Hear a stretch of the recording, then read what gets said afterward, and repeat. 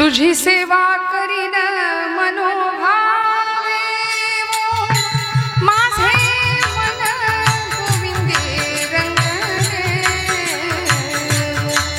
माझे मन गोविंदे रंगले माझे मन गोविंदे रंगले तुझी सेवा करीन मनोभावे माझे मन गोविंदी रंगले माझे मन गोविंदी रंगले माझे मन गोविंदी रंगले नवसिये नवसिये माझे नवसिये पंढरीचे दैवते विठ्ठल वो पंढरीचे दैवते विठ्ठले पंढरीचे दैवते विठ्ठल वो माझे नवसिये पंढरी विठ्ठल पंढरी देवता विठ्ठल पंढरी देवता विठ्ठल बाप रखमा देवी वरो विठ्ठल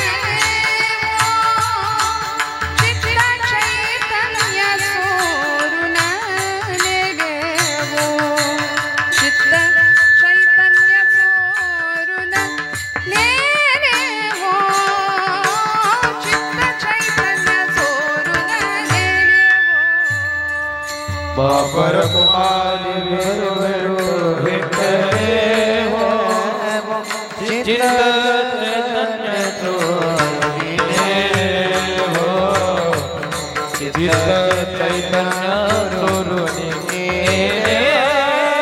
हो चित्त चैतन्य चोरूने हो नवसिये नवसिये वो माझे नवसिये वो पंढरीचे दैवते विठ्ठले वो पंढरीचे दैवते विठ्ठले वो पंढरीचे दैवते नवसिये नवसिये पंढरी पंढरी देवता विठ्ठले पंढरी देवता विठ्ठले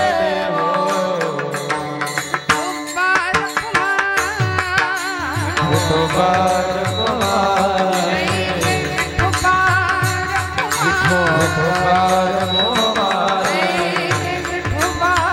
कुमार विठोबार कुमार विठोबार कुमार विठोबार कुमार विठोबार विठोबार कुमार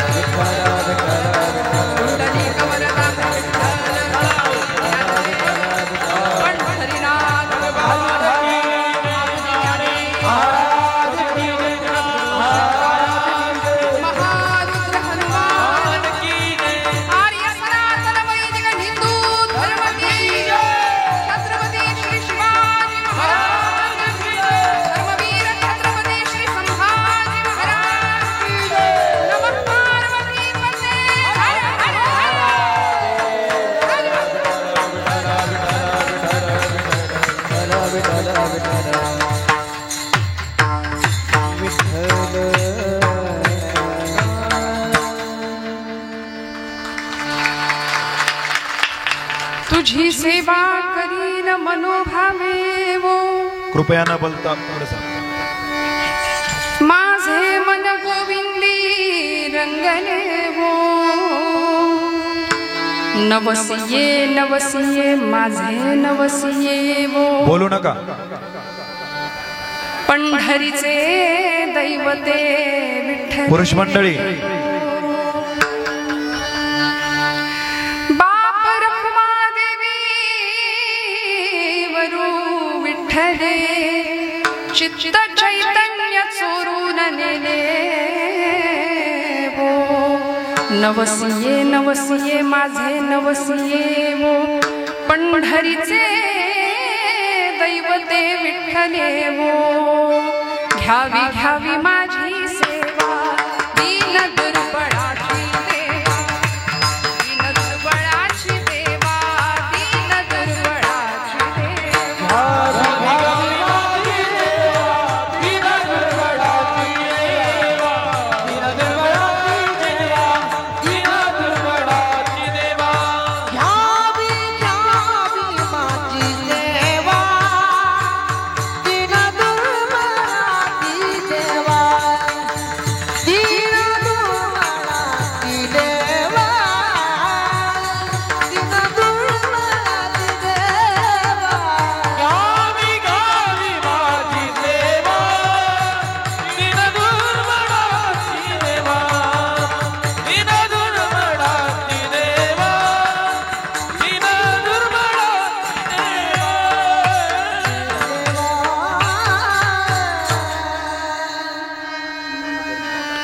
पांडुरंगा करू प्रथम नमन दुसरे चरण संतांचिया त्यांच्या कृपादाने कथेचा विस्तारू बाबाजी सद्गुरु दास तुका.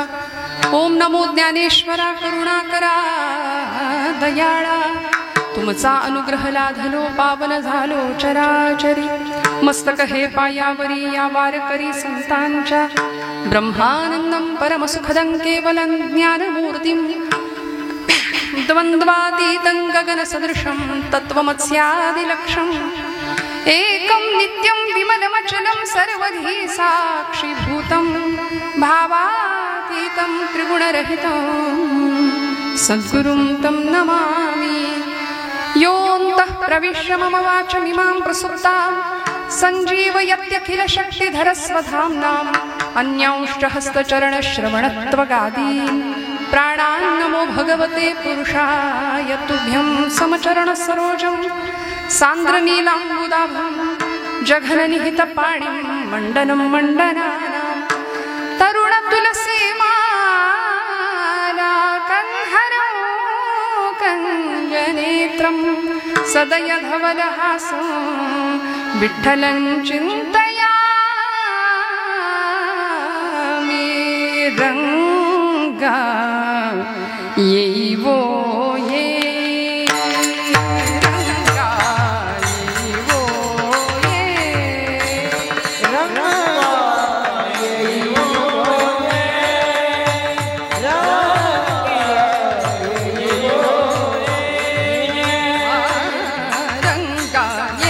वो ये रंगा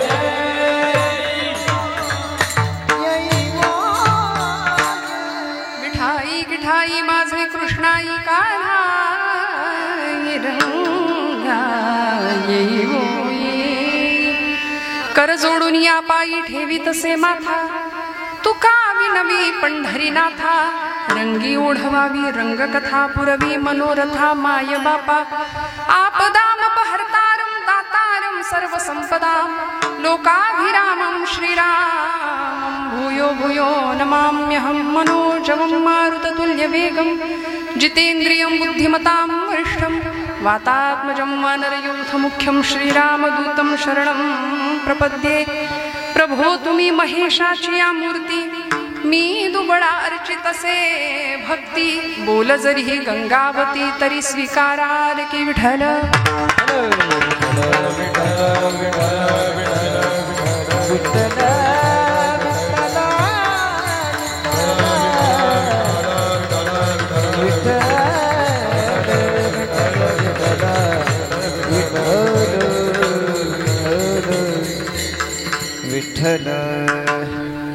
परमेश्वर स्वरूप उपस्थित सर्व श्रोतृवृंदांच्या हृदयस्थ परमात्म्याला अत्यंत श्रद्धापूर्वक भावानी नमस्कार करते, नतमस्तक होते।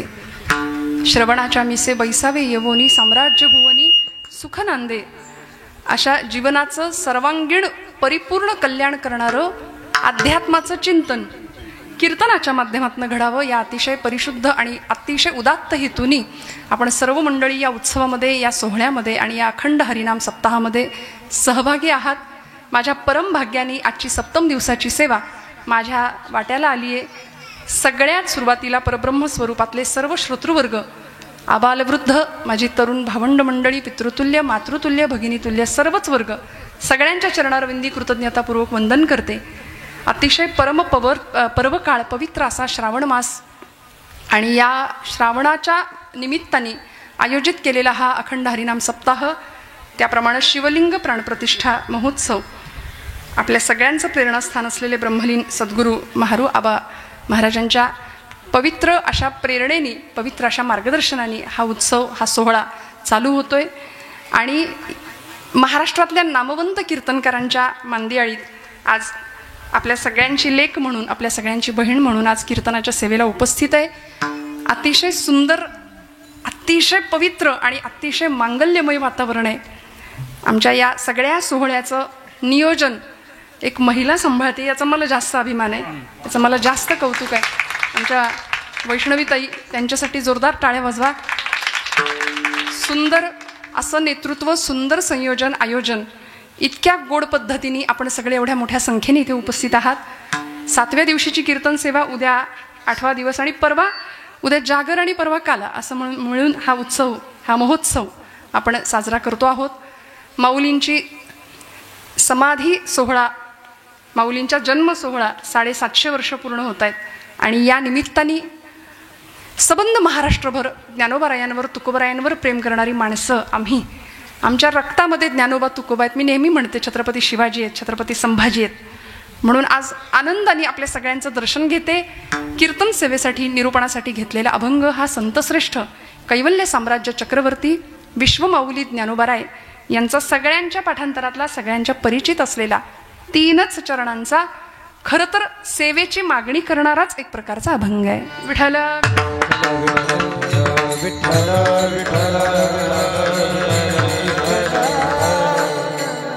सप्ताहाच्या 7 दिवसांमध्ये नामपर प्रकरणापासून सुरू झालेली सेवा संतपर, उपदेशपर, भक्तपर, तत्वज्ञानपर, वेदांत या सर्व विषयांना परामर्श करत करत सप्ताहाच्या शेवटी भगवंताकडे मागणी मागायची पद्धत। उद्या काल्याचं जागराची सेवा असली तरी सुद्धा आज माऊलींनी मागितलेलं आगळं वेगळं एक मागणं अभंगाच्या माध्यमातून या शब्दांची अर्थपूजा आपल्याला फक्त बांधायची आहे। त्या अभंगाला चिंतन स्पर्श करण्याचा मी प्रयत्न करणार आहे।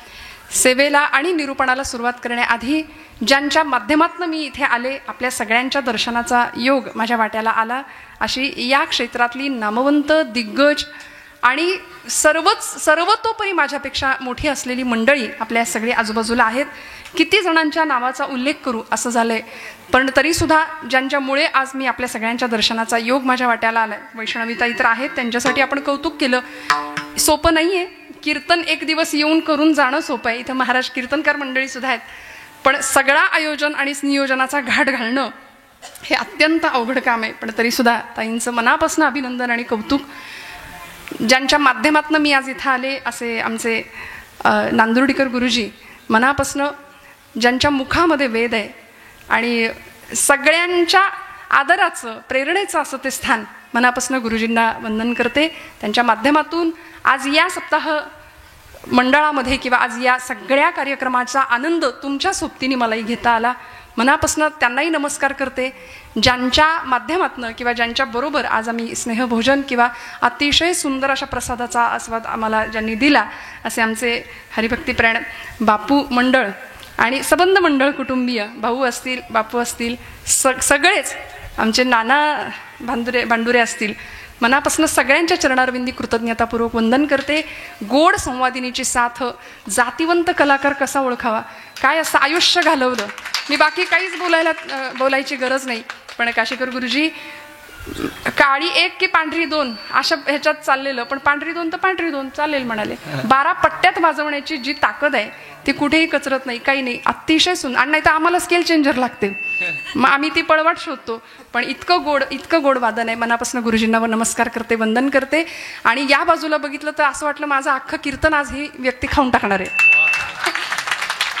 त्यामुळे मालेगावमध्ये मला वाटतंय एकदा सेवेचा योग आला होता आणि अतिशय नादब्रह्माची. बरं, त्यांना तुम्ही किती दाद द्या, त्यांचं तिकडे लक्षच नाही, ते त्यांच्या आनंदात आहेत. त्यामुळे तुम्ही त्यांना किती वाहवा करा किंवा तुम्ही किती टाळ्या वाजवा, त्यामुळे काही लोक त्यासाठी असतात, मला हे सांगायचं आहे. त्यामुळे देवाला आवडेल अशी सेवा आपली घडावी.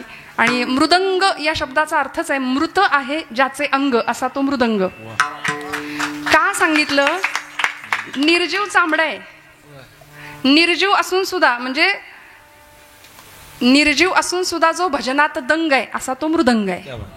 पुढचं बोलायला लागेल, म्हणजे मी एवढंच बोलते, पुढचं समजून घ्यायचं आपण. निर्जीव चांबड्यातनं ध्वनी काढायचा आणि तो आपल्या हृदयाला हिलावून टाकायचा, यासाठी भगवत कृपा लागते. गोड नादब्रह्माची सेवा, गोड स्वरब्रह्म. आणि मी नेहमी म्हणते तसंच, नादब्रह्म, स्वरब्रह्म आणि शब्दब्रह्म एकत्र आलं की मग कीर्तनात परब्रह्म आल्याशिवाय राहत. कथा तुकोबरायांचं मागणं आहे. माझी वाणी तुझे वर्णी गुणनाम, ऐसे देई प्रेम काही कळा. भगवंत गुणाधीश आहे, कलेचा भोगता येतो. त्याचं नामसंकीर्तन, त्याचं लीला संकीर्तन आणि त्याचं गुणसंकीर्तन, या कीर्तन एका भक्तीमध्ये येतंय. कीर्तन, परवा एक वाक्य ऐकलं, कीर्ती आणि तन याच्या पलीकडे घेऊन जातं ते कीर्तन. म्हणून अशा पवित्र, अशा नवविधातल्या श्रेष्ठ भक्तीची उपासना आपण सगळी मंडळी करता आहात. माझ्या परमभाग्यानी स्वतःच्या कीर्तनाची सेवा असताना सुद्धा तिकडे न जाता आज आपल्या बहिणीसाठी इथं थांबलेत हरिभक्तीप्राण दिगंबर महाराज. मी मनापासून त्यांना सुद्धा वेगळा नमस्कार का करते, कारण एक कीर्तनकार दुसऱ्या कीर्तनाच्या श्रवणासाठी सहसा नाही लाभत, पण तरी सुद्धा आज मोठ्या अंतःकरणाची माणसं आहेत सगळी आजूबाजूला. मनापासून सगळ्यांच्या चरणारविंदी कृतज्ञतापूर्वक वंदन. महाराजांची मुलगी आहे, काय नाव आहे? ज्ञानेश्वरी. तिचंही गाणं आपण थोडंसं ऐकूया. अतिशय सुंदर मंडळी, महाराष्ट्रातली ताकदीची गाणारी मंडळी आहेत. मधुकंस आणि मुलतानी असं काही होतं का? मधुवंती. बरं, असं ते 3 रागांचं काहीतरी मिक्स झालं, पण खूप गोड सेवा, खूप गोड चाल गायली. अतिशय सुंदर महाराज मंडळी, गोड सगळ्यांच्या साथीसह उत्तम अशी ध्वनी व्यवस्था. मला काहीच नाही सांगावं लागलं दादांना, त्यांच्यासाठी एकदा जोरदार टाळ्या. विणेकरी आमचे चोपदार, सगळ्यांच्या चरणारविंदी कृतज्ञतापूर्वक वंदन करून सेवेला प्रारंभ करूया. विठ्ठल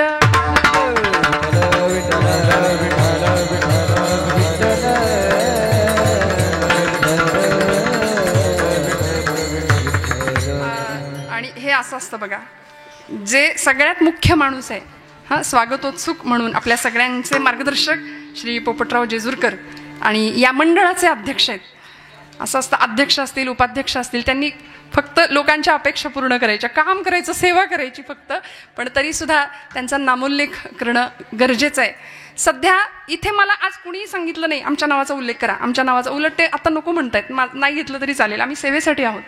पण काही मंडळी समोर चिठ्ठी देतात, म्हणजे अर्ध कीर्तन तेच असतं, तेच करावं लागतं. मग तर तसं नको. आणि आम्ही नावासाठी नाही, नामासाठी इथं आलोय.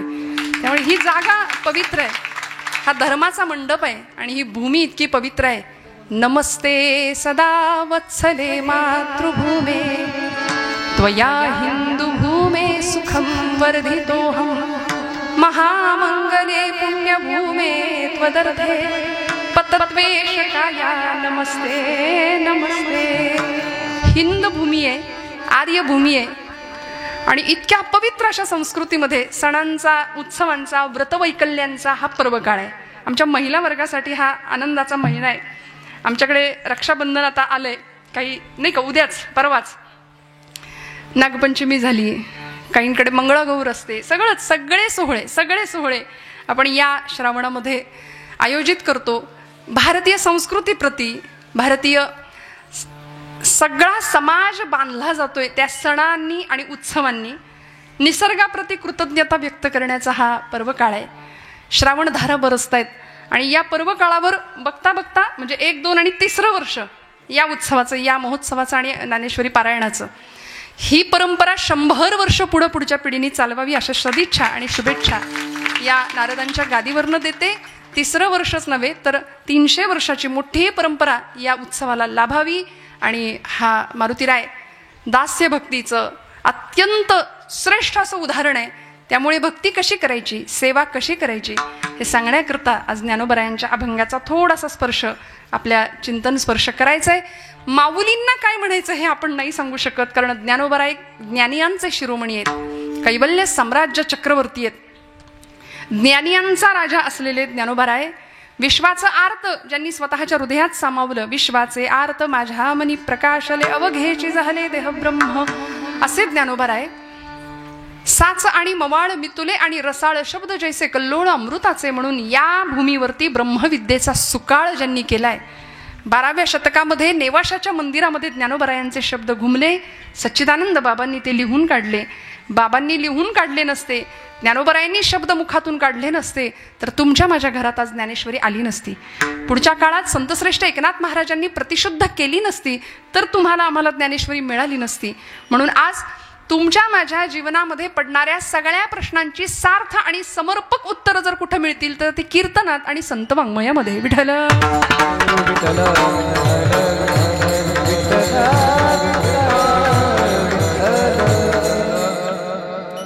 माऊलींचा 750वा हा जन्म सोहळा आहे. आपण 750 वर्षानंतर सुद्धा ज्ञानोबरायांची ओवी प्राणपणाने जपतो. एक तरी ओवी अनुभवावी असं म्हणून नामदेव महाराज आम्हाला सांगतायत की त्या आईप्रती, त्या माऊलीप्रती अशी संवेदना बाळगा की मी तिचं लेकरू आहे.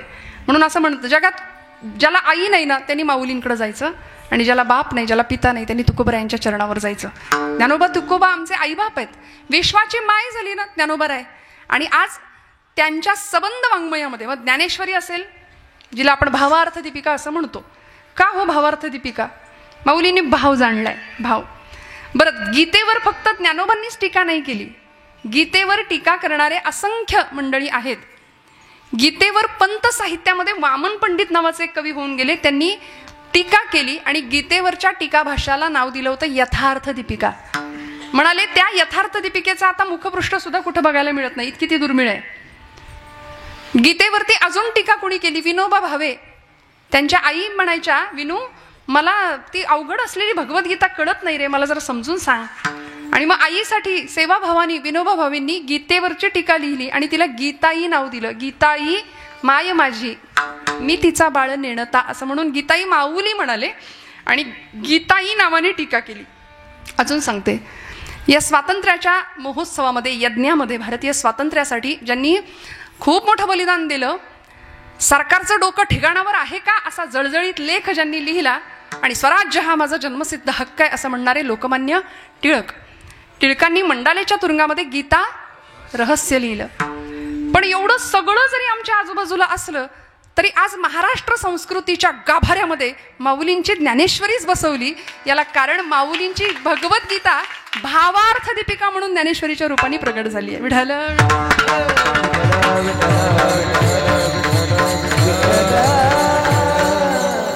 कारण माऊलींनी भावार्थ दीपिका का म्हटलं? भाव जाणला ज्ञानोबरायांनी, भाव. आणि म्हणून भाव हा भक्तीचा सौभाग्य तिलक आहे असं मी विधान करेन.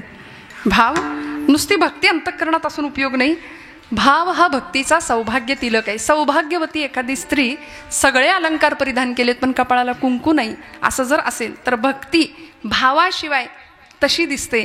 म्हणून भाव हा भक्तीचा सौभाग्य तिलक आहे. त्यामुळे माऊलींनी भाव जाणला, विश्वाचं आर्त विश्वाचं दुःख स्वतःच्या हृदयात घेतलं, जगाची माय होण्याचं भाग्य अनुभवलं. आणि एवढंच नाही, साक्षात महाविष्णूचा अवतार हो. ती अक्षरे नवती देखा ब्रह्म साम्राज्य दीपिका, अर्जुना लागी चित्कळिका प्रगटली असे.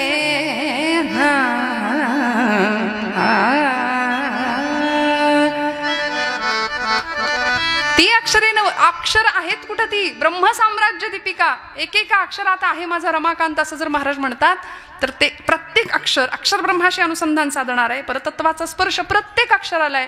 म्हणून ज्ञानेश्वरांची ज्ञानेश्वरी उघडताना सुद्धा आईच्या मांडीवर आपण बसलो, इतक्या प्रेमाने उघडावी, इतक्या प्रेमाने एक एक पान उलगडावं. आपण नुसतीच पारायण करतो. मी कुणाची निंदा नाही करत आहे बरं का, पण का जुनी मंडळी म्हणायची पारायण का करायचं? देगलूरकर महाराज जुने म्हणायचे पारायण का करायचं, कुठपर्यंत करायचं? एकाने विचारलं, महाराज पारायण कुठपर्यंत करायचं? ते म्हणले नारायण भेटेपर्यंत. पारायण कुठपर्यंत करायचं? जोपर्यंत नारायण भेटेल. पारायणाचा उद्देशच आहे नारायणाची प्राप्ती, जीवनाचा उद्देशच आहे भगवंताची प्राप्ती. कारण आपण काय करतो माहिती, अखंड बोलत राहतो, ऐकायची तयारी नाही.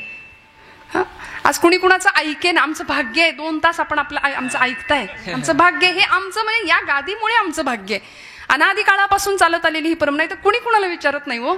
आज लेकीच्या अंगावरून तुकडा वळून टाकावा तसं स्वागत माझं मंडळ कुटुंबियांनी केलंय. म्हणजे हे कशाचं भाग्य आहे? हे माझं नाही, हे ज्ञानोबा तुकोबांची ही पुण्याही आमच्या पाठीशी लागली.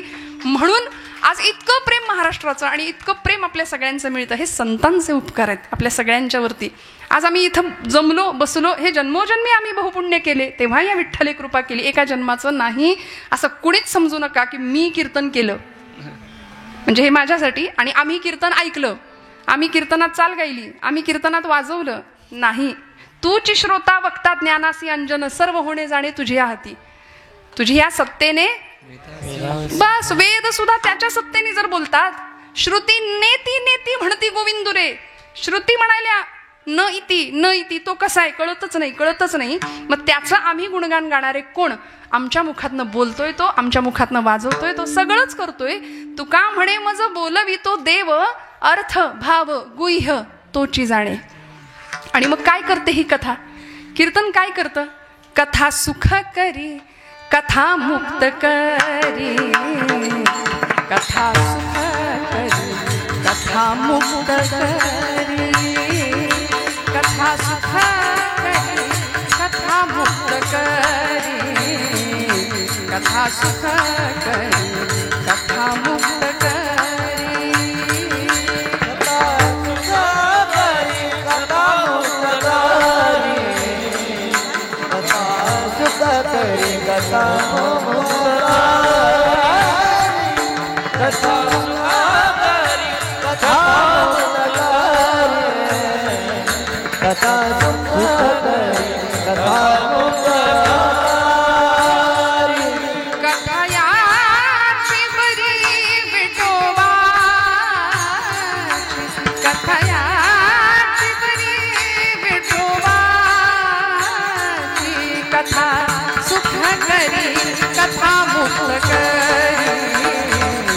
कथा सुख करी, कथा मुक्त करी, कथा सुख करी, कथा मुक्त करी, कथा सुख करी, कथा मुक्त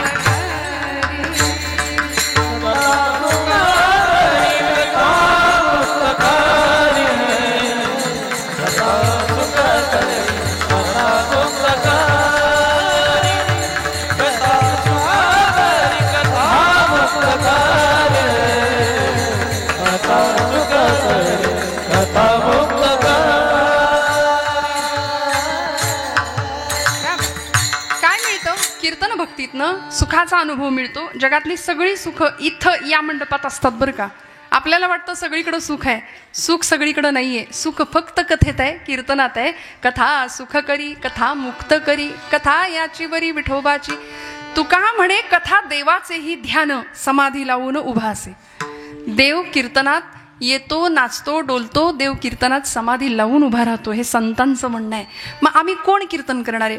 म्हणून मी श्रोत्यांना सुद्धा नेहमी सांगते, जेव्हा कीर्तनात आपण बसताना तेव्हा अत्यंत श्रद्धेने बसा.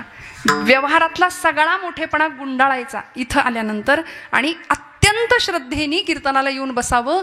त्यामुळं श्रद्धावान लभते ज्ञानम तत्पर संयतेंद्रियः. श्रद्धावान माणसाला ज्ञानप्राप्ती आणि ज्ञानवान माणसाला मोक्षप्राप्ती. विठ्ठल.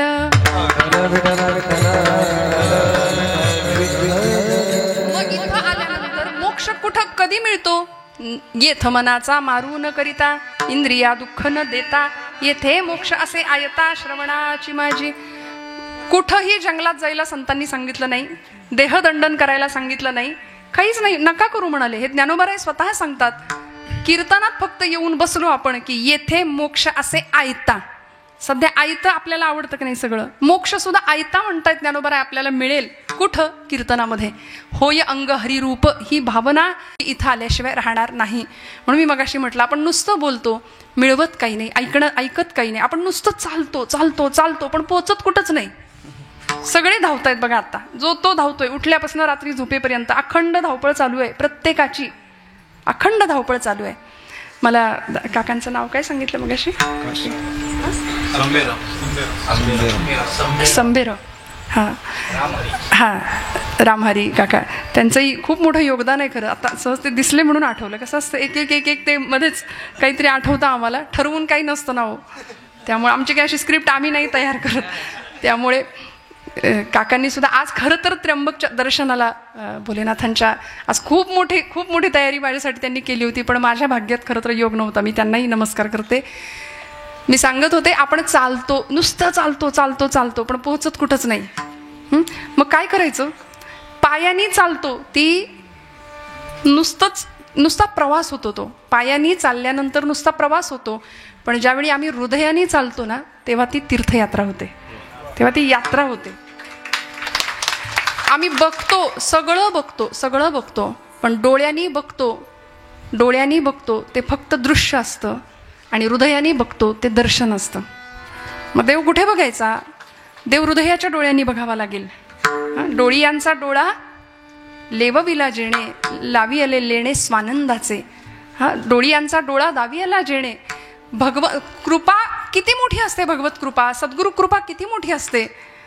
या चर्मचक्षूंना न दिसणारं ते अंतचक्षूंना दिसतं आणि मग जीवन परिपूर्ण झाल्याचा भाव एखाद्या साधकाला, भक्ताला मिळतो, अनुभूती प्राप्त होते, जी तुकोबरायांना मिळाली, जी ज्ञानोबरायांना मिळाली. समाधी हा शब्द बोलायला जितका सोपा आहे ना, तितकाच तो कठीण आहे. समाधी आपण पटकन म्हणून जातो, पण सोप्या भाषेत सांगायचं तर मनाची टिकणारी अखंड प्रसन्नावस्था म्हणजे समाधी आहे, असं आमच्या पुरतं बोलूया.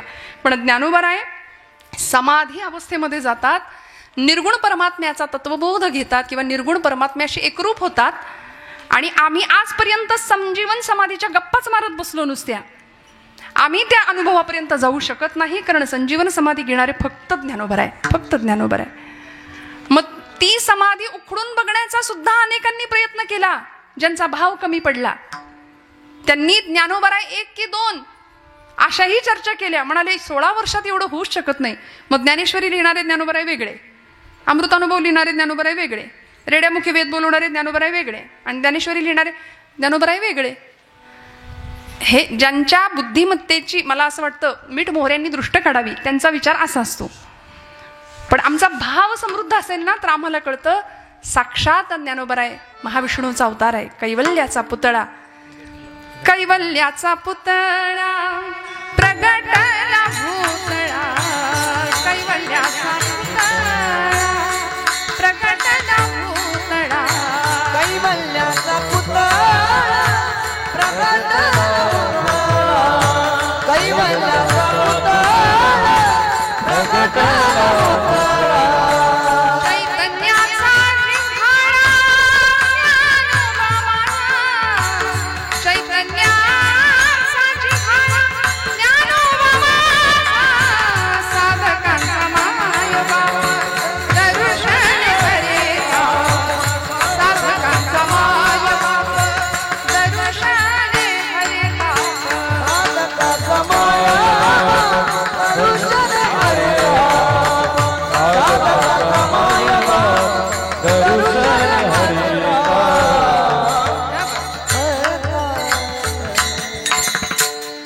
सर्वाभूती सुखरूपा ज्ञानोबा माझा साधकांचा माय बाप दर्शन हरता. दर्शन मात्र, नुसतं दर्शन जरी झालं ना ज्ञानोबरायांचं तरी आमचं हृदय हे लावून निघतं बघा. अर्धून मिलित नेत्र आहे माझ्या ज्ञानोबरायांचे. समाधीला नुसतं पाहिलं आणि निष्ठावंत एखादा वारकरी ज्यावेळी समाधीजवळ जातो, माझी माऊली म्हणून मिठी मारतो, तेव्हा हृदय गलबलल्याशिवाय राहत नाही. आणि खरंच माऊली म्हटलं तरी आमचं हृदय अंतःकरण हेलावतं.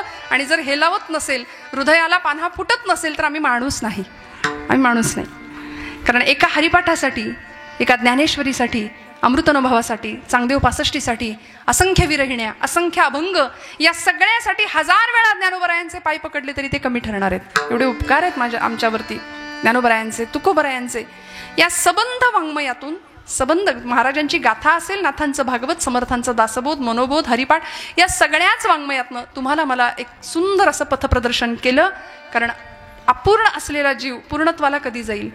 मी एक प्रश्न विचारून चिंतनाला आपण सुरुवात करूया. काय जीवाची दशा काय असली पाहिजे? जीव पूर्णत्वाला कधी जातो? नदीचं मूळ स्वरूप काय आहे? नदीचं मूळ स्वरूप काय आहे? जागे आहेत ना सगळे? हा, नदीचं मूळ स्वरूप काय आहे? म्हणजे जिथून नदी येते, हा, ते नदीचं मूळ स्वरूप. आपलं मूळ स्वरूप काय? हा जीव कुठून निर्माण झाला? शिवापासून. मग आपलं मूळ स्वरूप शिवतत्व आहे.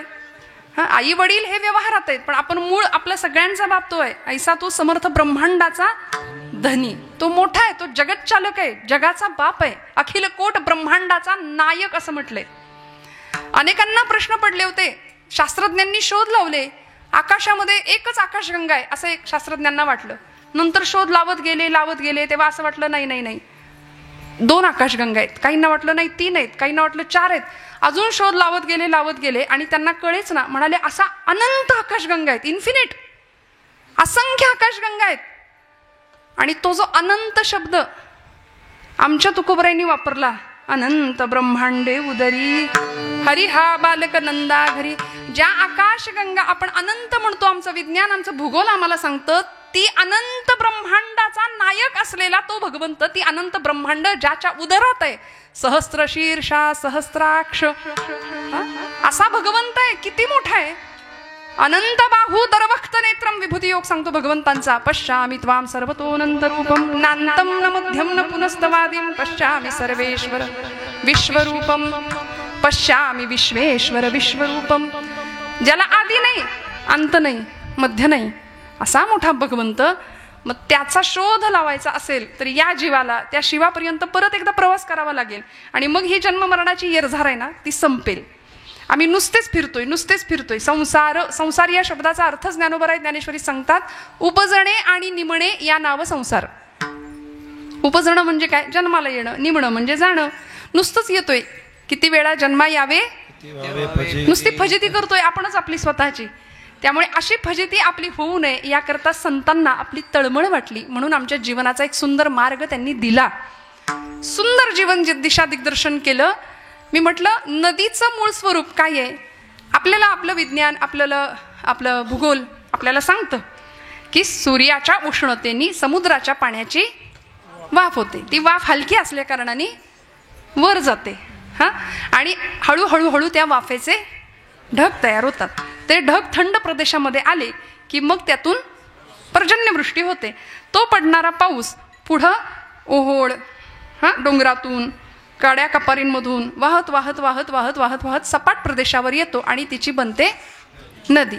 ती नदी परत जाऊन मिळते तू का म्हणे गंगा सागर.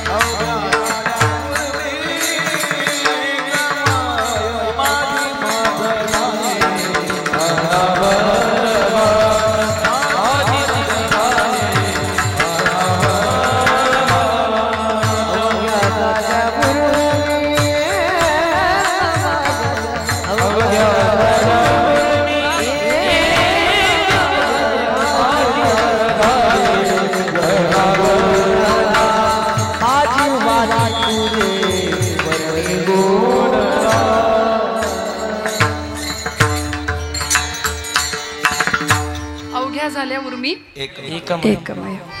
कुठे जाते नदी? समुद्राला जाऊन पोहोचते आणि एकरूपत्व पावते. नदीचं मूळ स्वरूप म्हणजे समुद्र.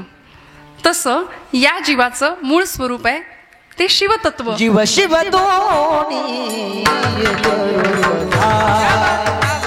जीव शिव दोनी एक रूपा झाले. जीव शिव दोन्ही एक रूप झाले. जीव शिव दोन्ही एक रूप झाले.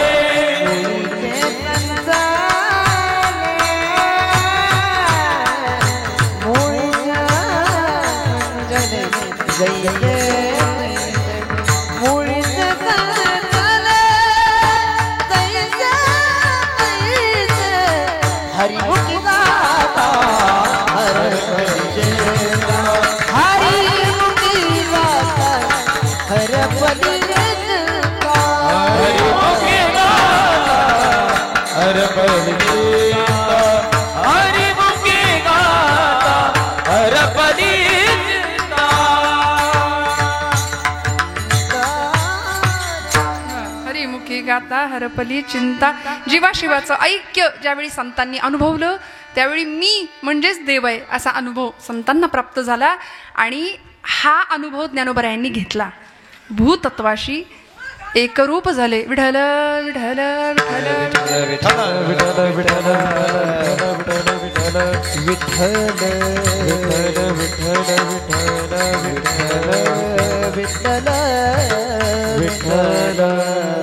तरी आपलं शांततेत चाललंय. बरं आहे हा. असं माऊली म्हणतात आम्हाला मूळ स्वरूपामध्ये पोहोचायचंय. बरं, मग त्याकरता उपास्य देवता निवडली विठ्ठल रखुमाई. जे जगाचा बाप आहे, जगाची माय आहे, पांडुरंग परमात्मा विटेवर 28 युगांपासून तिष्ठत उभे आहेत. त्या पंढरीनाथाला आपलंसं केलं. हा, ज्ञानोबरायांनी इतकं आपलं केलं, इतकं आपलं केलं की तो पांडुरंग परमात्मा जीवीचा जीवलग झाला ज्ञानोबरायांच्या. हा, माझ्या जीवीची आवडी पंढरपुरा नेन बुडी. गोविंदाचे गुणी वेधले पांडुरंगी मन रंगले. त्यामुळे भगवान परमात्म्याला आपलं म्हटलं आणि तो जीव त्या शिवाशी एकरूप होण्याकरता कटिबद्ध झाला, सिद्ध झाला. आणि मग जीवीची या जीवा प्रेम भावाची या भावा. तुझं वाचुनी केशवा अनुनावडे. जीवे अनुसरणी अजूनी कान ये. लळा लागला त्या चैतन्याचा. त्यामुळं चित्ताला मिळणारी चैतन्याची अत्यंत सुंदर अनुभूती माऊली घेतात. शेवटचं चरण घ्या. बाबर देवी वरू विठ्ठली. बाबर देवी वरू विठ्ठली. बाबर देवी वरू विठ्ठल. बाबर वरू विठ्ठल. चित्ती चैतन्य चोरून नेले वो. चित्ती चैतन्य चोरून नेले वो, नेले वो, नेले वो. नवसिये नवसिये माझ्या नवसिये. नवसिये नवसिये माझे नवसिये. नवसिये नवसिये माझे नवसिये. नवसिये नवसिये माझे नवसिये.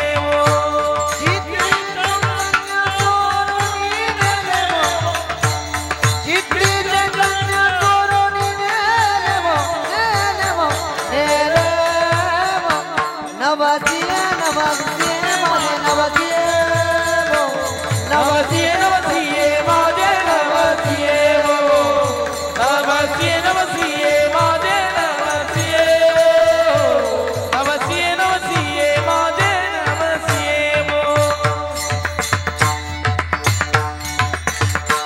विठ्ठल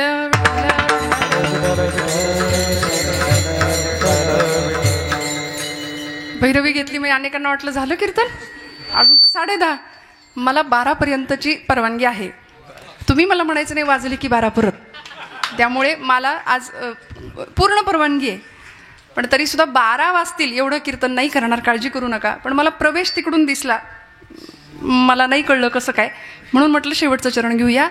चित्त चैतन्य चोरून नेले, त्या चित्ताला त्या चैतन्याचा लळा लागला पाहिजे. आम्हाला भगवंताची आवड लागली पाहिजे, जी माऊलींना लागली. आणि ज्ञानोबरायांनी किती आस करावी त्या चैतन्याची, किती आर्ततेने त्याला बोलावावं.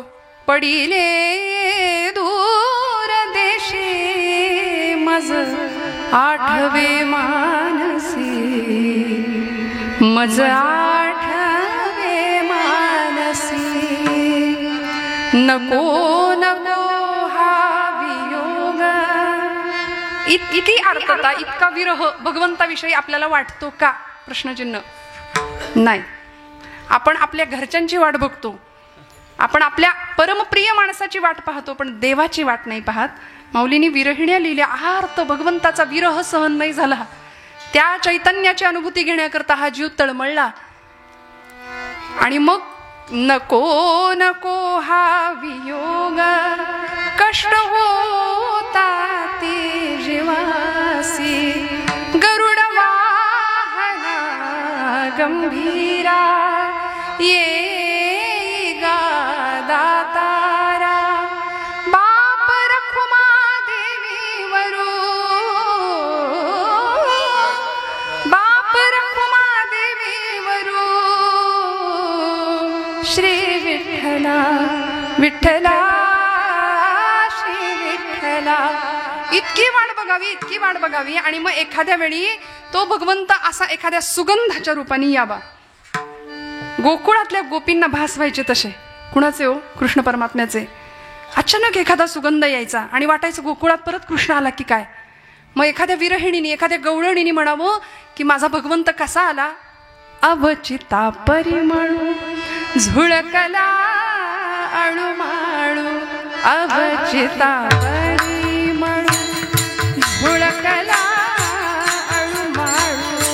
अवचिता परिमळू झुळकला अणुमाळू, अवचिता परिमळू झुळकला अणुमाळू. मी म्हणे गोपाळ आला गे माये, अवचिता परिमळू झुळकला अणुमाळू, अवचिता परिमळू झुळकला अणुमाळू.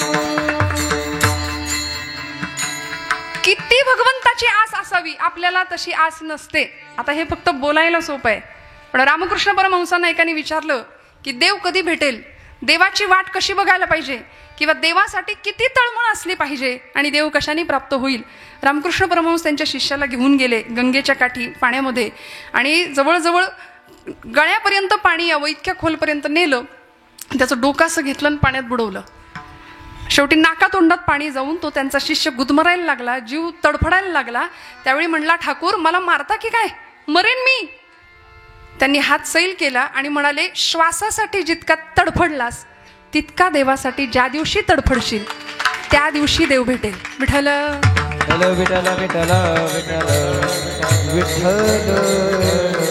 म्हणून शिवाला भेटण्याची जीवाची किती ओढ असली पाहिजे आम्हाला ज्ञानोबराय शिकवतात.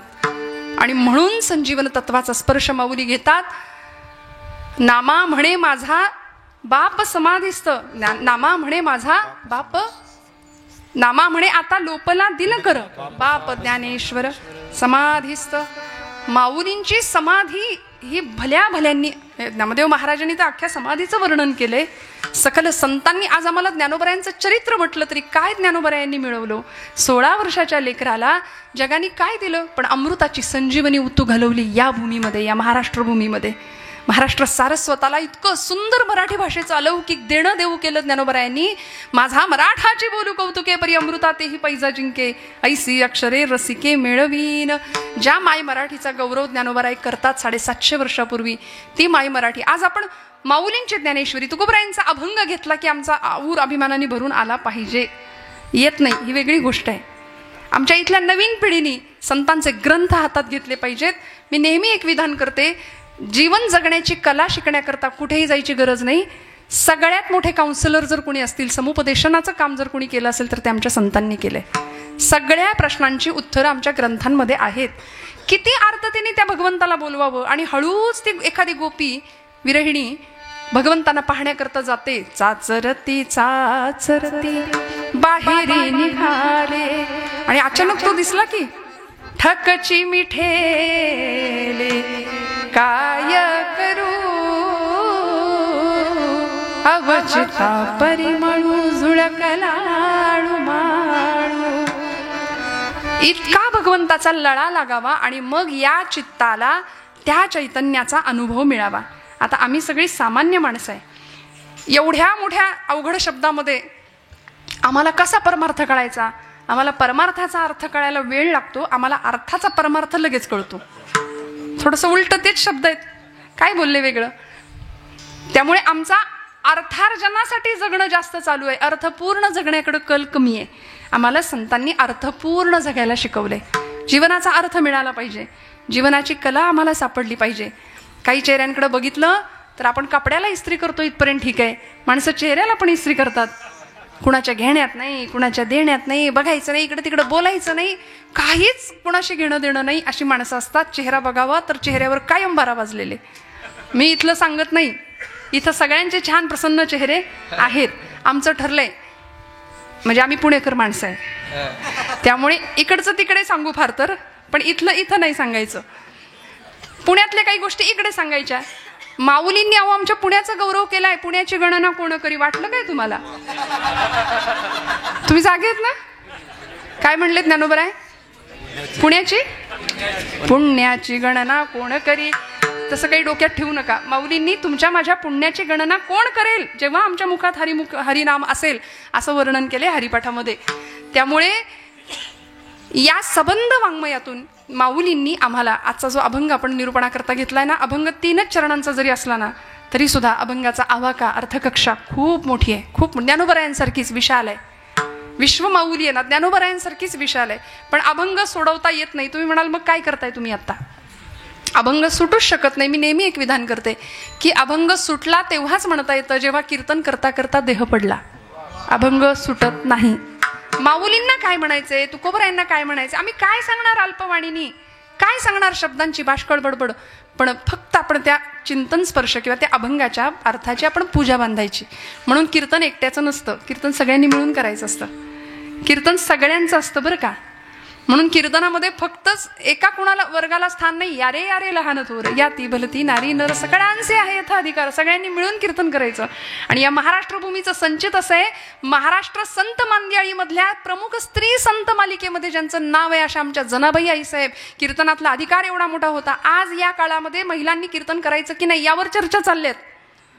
पण त्या काळामध्ये आमच्या जनाबाई पंढरपूरच्या वाळवंटामध्ये ज्या दिवशी नामदेव महाराजांचं कीर्तन रंगतं त्यावेळी चाल कुणी म्हणायची हा अधिकार वाणीने नामदेव ज्ञानदेवांना सांगतात. जनी म्हणे बोला ज्ञानदेवा अभंग, असा अधिकार आहे जनाबाईंचा, असा अधिकार आहे आमच्या संत मांदियाळीचा.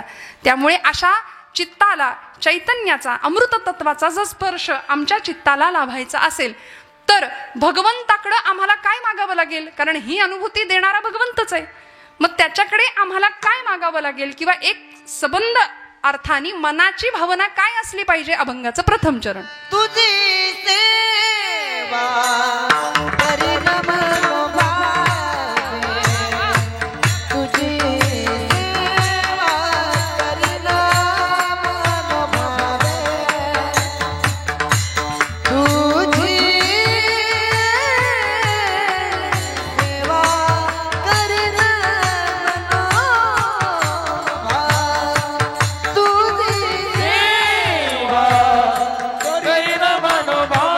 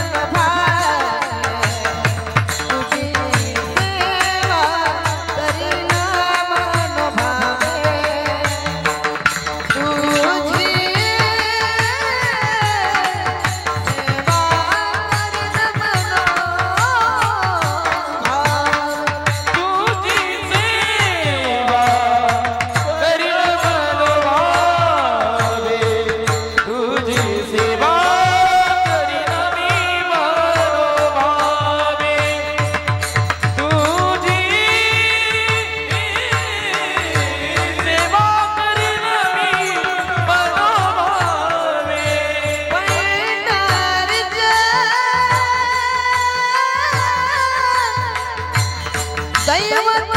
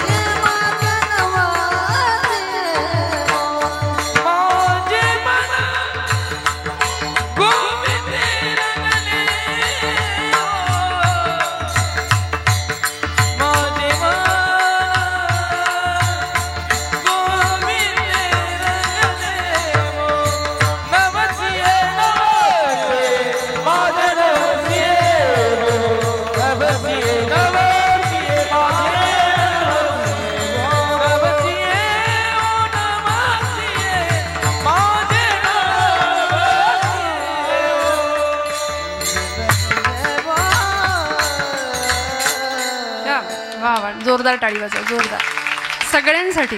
गोड गोड. तुझी सेवा करीन मनोभावे माझे मन गोविंदी रंगले. आता सुरुवात झाली बरं का आपली. तुझी सेवा करीन मनोभावे माझे मन गोविंदी रंगले.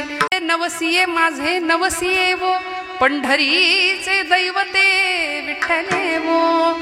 गोड एक याचना केली भगवंताकडे. भगवंताकडे योजक म्हणून नाही जायचं, याचक म्हणून जायचं बरं का. दोन शब्दामध्ये फरक आहे. दुर्योधन आणि अर्जुन या दोघांमध्ये फरक हा होता. देवाकडे दोघंही गेले होते युद्धासाठी मदत मागण्याकरता, पण दुर्योधन योजक म्हणून गेला होता आणि अर्जुन याचना घेऊन गेला होता. देवाकडे याचना करावी.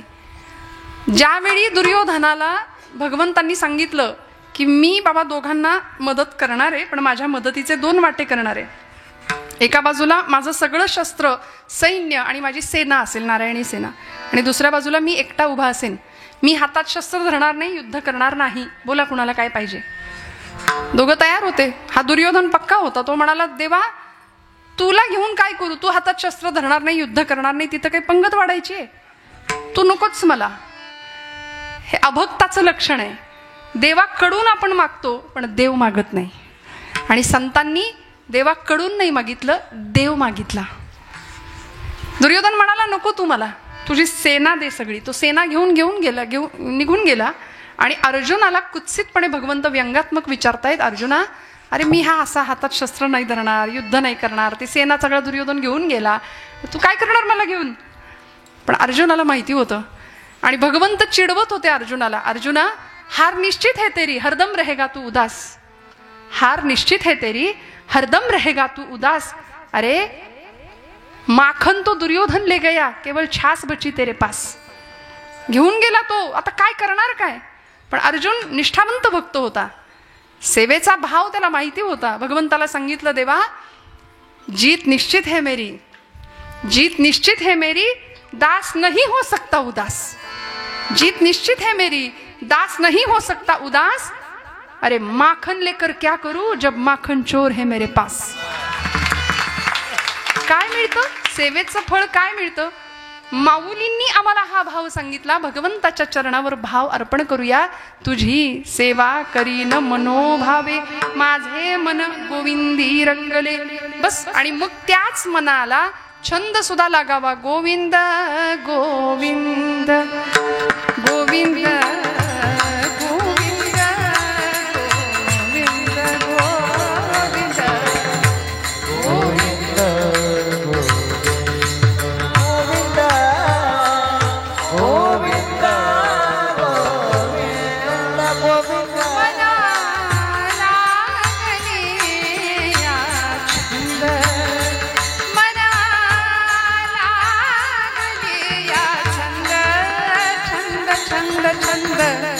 मग गोविंद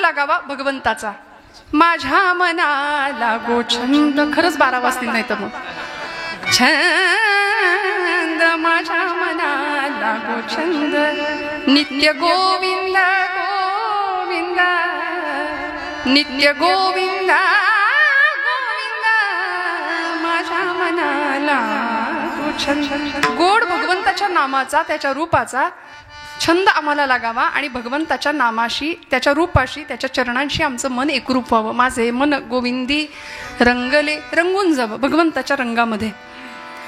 माऊली म्हणतात भगवंताची सेवा माझ्याकडून घडली पाहिजे. याचक भावनेने पांडुरंग परमात्म्याकडे एक प्रकारची मागणीच करतात की मला तुझी सेवा घडू दे, माझ्याकडून तुझी नितांत अखंड सेवा घडू दे. तुझी सेवा करीन मनोभावे शब्द वापरला, मनोभाव.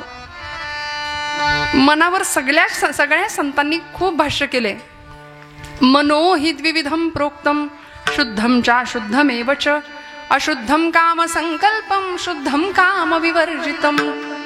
मन एव मनुष्याणाम कारणम बंध मोक्षयोः. हे मन बंधाला कारण ठरतं. हे मन अत्यंत चंचल आहे, दुष्ट आहे, हट्टी आहे, असं भगवद्गीतेत अर्जुन सुद्धा तक्रारी करतो भगवंताजवळ, देवा काय करू, हे मन ऐकतच नाही. चंचलम ही मन कृष्ण प्रमाति बलवद दृढम, तस्याहम निग्रहम मन्ये वायोरिव सुदुष्करम. अत्यंत चंचल आहे मन.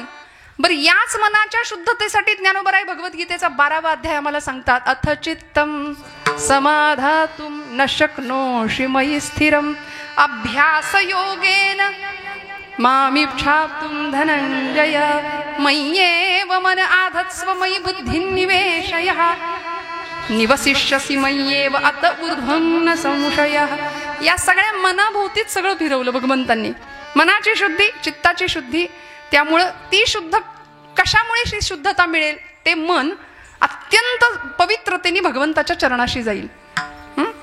त्यामुळे माऊलींनी शब्द वापरला, मला सेवा करायची, पण नुसती वरवर नाही सेवा. आमची सेवा वरवरची असते. तुका म्हणे नको वर पंग देवा, तुका म्हणे नको वर पंग देवा, तुका म्हणे नको वर पंग देवा, तुका म्हणे नको वर पंग देवा, तुका म्हणे नको वर पंग देवा, तुका म्हणे नको वर पंग देवा, तुका म्हणे नको वर पंग देवा, तुका म्हणे नको वर पंग देवा. घेई माझी सेवा भाव शुद्ध, घेई माझी सेवा भाव शुद्ध, तुका म्हणे नको वर पंग देवा, तुका म्हणे नको वर पंग देवा, तुका म्हणे नको वर पंग देवा, तुका म्हणे नको वर पंग देवा. घेई माझी सेवा भाव शुद्ध, घेई माझी सेवा भाव शुद्ध, तुका म्हणे नको वर पंग देवा, तुका म्हणे नको वर पंग देवा, तुका म्हणे नको वर पंग देवा, तुका म्हणे नको वर पंग देवा. तुका म्हणे नको वरपंग देवा. बघा ना, हा आनंद कुठे आहे का दुसरीकडे? खरं सांगा, इथं बसलेल्यांनी सगळ्यांनी सांगा, हा आनंद दुसरीकडे कुठे आहे का? आपण वरवर येऊन बसलो का इथे? उगीच आपलं आता घरी बसवेनाच म्हणून आपण इथे आलो का? नाही ना, अंतःकरणापासून आलो ना. घेई माझी सेवा भाव शुद्ध. वरवरची भक्ती भगवंतालाही आवडत नाही. देवाला काय लागतो? पत्रम पुष्पम फलम तोयम योमे भक्त्या प्रयच्छति तदहम भक्तिवरुतम अश्नामी प्रयतात्मनः. पत्र पुष्प फल तोय काहीही द्या, पण मनापासून द्या, भावपूर्ण अंतःकरणाने द्या. मी आवडीने सेवन करतो, मला दुसरं काही लागत नाही, काही लागत नाही. त्यामुळे भगवंताची सेवा कशी घडावी? तुझी सेवा करीन मनोभावे, माझे मन गोविंदी रंगले. भावाचे 5 प्रकार शास्त्रकार आम्हाला सांगतात. एक भाव फक्त सांगून मी पुढे जाणार आहे. अनेक प्रकारचे भाव आहे. शांत भाव आहे, दास्य भाव आहे, सख्य भाव आहे, वात्सल्य भाव आहे आणि माधुर्य भाव आहे. विठ्ठल विठ्ठल.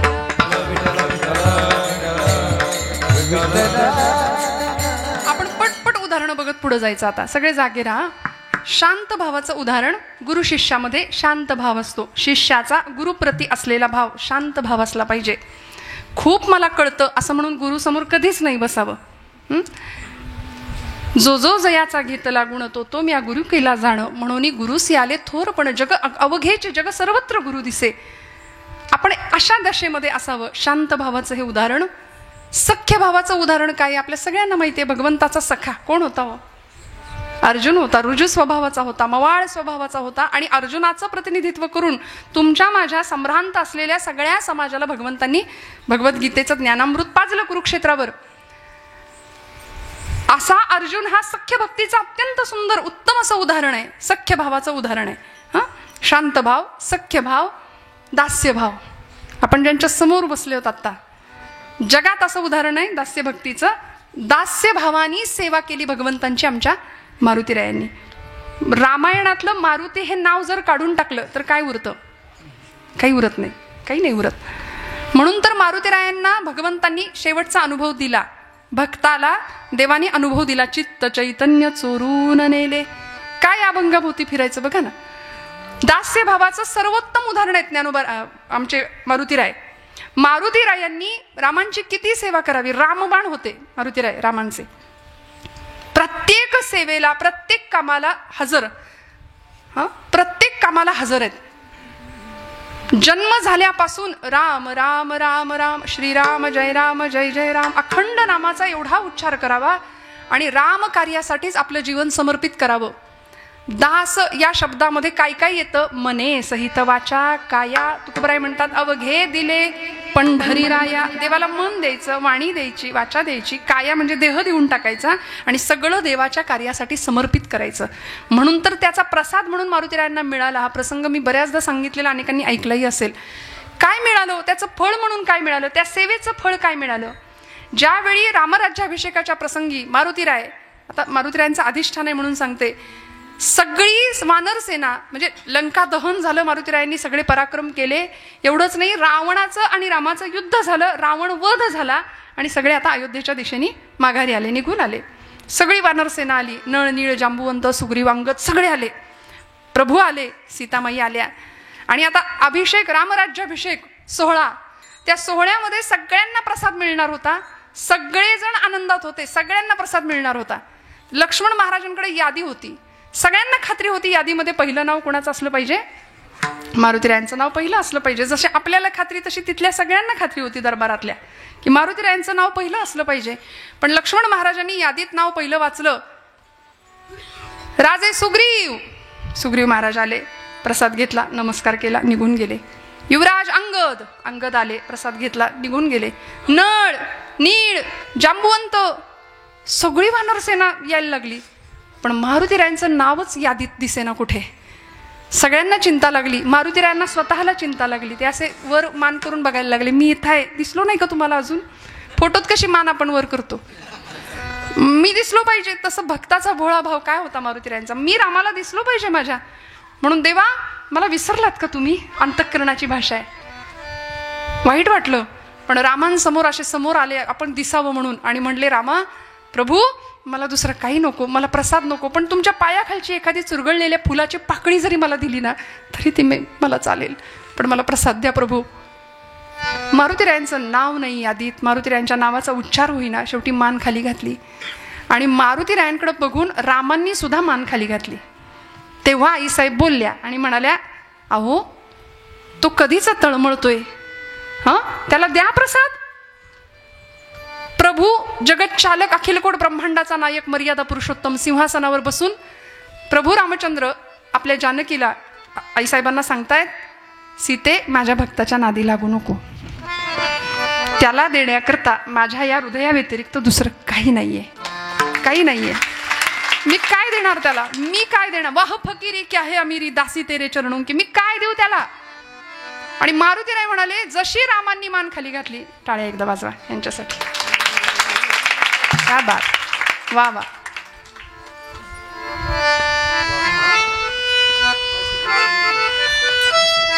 बॅकग्राऊंड म्युझिक लागतं की नाही आपल्या सगळ्यांना? सिरियलचा जमाना आहे सगळ्यांना. मग क्या बात. आणि जसं मारुतीरायांना कळलं की प्रभू पाहतायत माझ्याकडे पण मान खाली घातली, तसं मारुतीराय म्हणले, देवा आता माझ्या या देहाकडे तुम्हाला बघावंसं पण वाटत नाही, जातो म्हणाले माघारी. म्हणून मान वळवली आणि निघाले माघारी. आणि निघाले तेवढ्यात मारुती इकडे या असा आवाज दिला आईसाहेबांनी. सीतामाईंना नाही राहवलं. अक्षरशः लहान लेकरू जसं उड्या मारत जातं ना आईकडं, तसे गेले, धावत गेले आणि म्हणले माझा बाप विसरला पण आई नाही विसरली. म्हणून एरवी रामांच्या बाजूला बसणारे मारुतीराय आता पार्टी पक्षच बदलला, आईकडे बसले. आता तरी वेळ लागतो का पक्ष बदलायला, नाही का?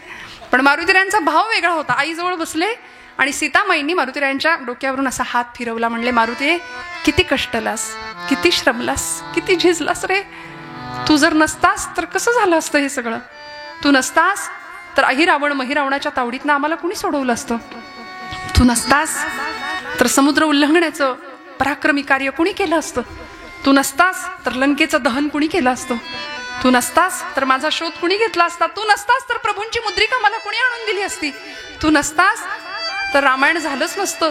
तू नसतास तर लक्ष्मण मूर्छित झाले होते. द्रोणागिरी पर्वत कुणी आणला, अख्खं मेडिकल स्टोअरच आणलं होतं उचलून. घ्या म्हणले तुम्हीच यातलं शोधून. काय झालं असतं तू नसतास म्हणून असं डोक्यावरनं हात फिरवला आणि हा घे प्रसाद म्हणून गळ्यातला रत्नांचा कंठा जो प्रभूंनी दिला होता भेट म्हणून तो काढला. एक एक रत्न पृथ्वी मोलाचं होतं. ते दिलं आणि मारुतीरायांकडे दिलं. इतका आनंद झाला मारुतीरायांना. बाप विसरला, माझी आई नाही विसरली, मला प्रसाद मिळाला.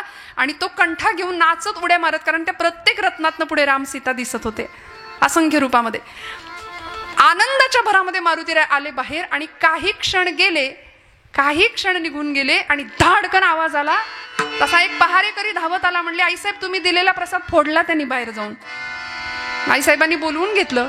म्हणाले, का रे मारुतीराय असं का केलं? काही म्हणाले, कारण तिथं गेल्यानंतर ते चित्र बाहेरचं वेगळं दिसायला लागलं. राम सीता दिसतच नव्हते त्याच्यातून. समोर काही वेगळं दृश्य, झाडं झुडपं दिसायला लागली. आईसाहेब आणि माझा बाप प्रभू मारुतीराय रामचंद्र दिसे ना म्हणून फोडलं. त्यात राम नाही म्हणून फोडलं. आणि ज्यात राम नाही ते मला नको म्हणाले. आईसाहेब म्हणाले, एवढं राम राम राम करतोस? खरंच मारुतीराय इतकं प्रभूंवर प्रेम आहे? आणि मग त्या प्रसंगामध्ये सगळ्या दरबाराला काय, सगळ्या जगाला अवाक करून सोडेल ही मारुतीरायांची भक्ती छाती विदीर्ण केली आणि सगळ्या जगाला राम सीतेचं दर्शन घडवलं. म्हणाले, आईसाहेब रामच काय, तुम्ही सुद्धा आहात म्हणाले माझ्या हृदयामध्ये. किती प्रेम करावं, काय द्यावं भगवंतांनी या प्रसंगामध्ये. आता प्रभूंना राहवलं नाही. इतका वेळ सिंहासन सोडलं नव्हतं रामांनी आणि आता रामप्रभू उठले, धावत गेले आणि कडकडून मिठी मारली मारुतीरायांना. वाल्मिकी रामायणामध्ये वाल्मिकी सांगतात की या प्रसंगामध्ये रामप्रभू मारुतीरायाला विचारतात, मारुतीराय सांगा आता तुम्ही कोण आहात. हे जे दृश्य आहे ना ते जीवाशिवाच्या भेटीचं आहे. चित्त चैतन्य चोरून नेले.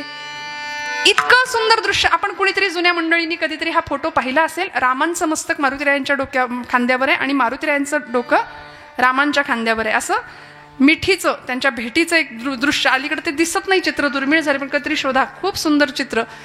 त्यावेळी प्रभू बाजूला झाले आणि म्हणाले, मारुतीराय सांगा आता तुम्ही कोण आहात. तुम्ही कोण आहात?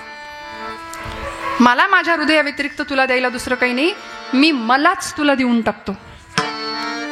आणि मग मारुतीराय सांगतात, देह पातळीवर जर हा प्रश्न तुम्ही मला विचाराल असाल तर देह बुद्ध्या तुदा सोहम. तुम्ही वाजवताय मग तेच सूर आता.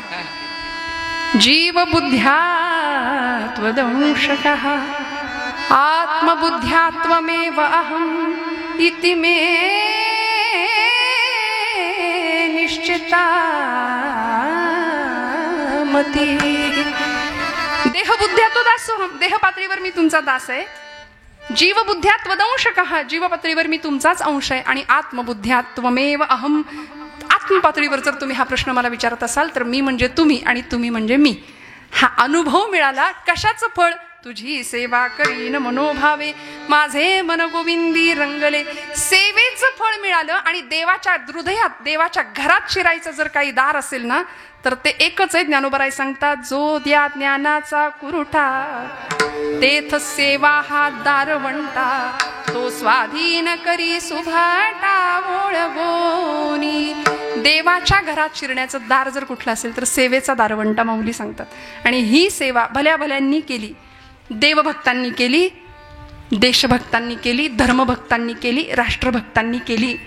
32व्या वर्षी इंद्रायणी भीमेच्या काठी मृत्यूला निधड्या छातीने सामोरे जाणारे राज्याचे धाकले धनी सेवाच होती धर्माची.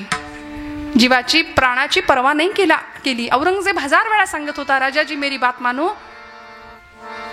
धर्म बदला, हमारा मुस्लिम धर्म स्वीकार कर लो, कभी किसी हिंदू को न मिलेगी इतनी इज्जत आपको दे दूंगा, तमाम हिंदुस्तान की सुबेदारी आपको बहाल कर दी जाएगी, मेरी बात मानो, आप इस्लाम धर्म कबूल करो.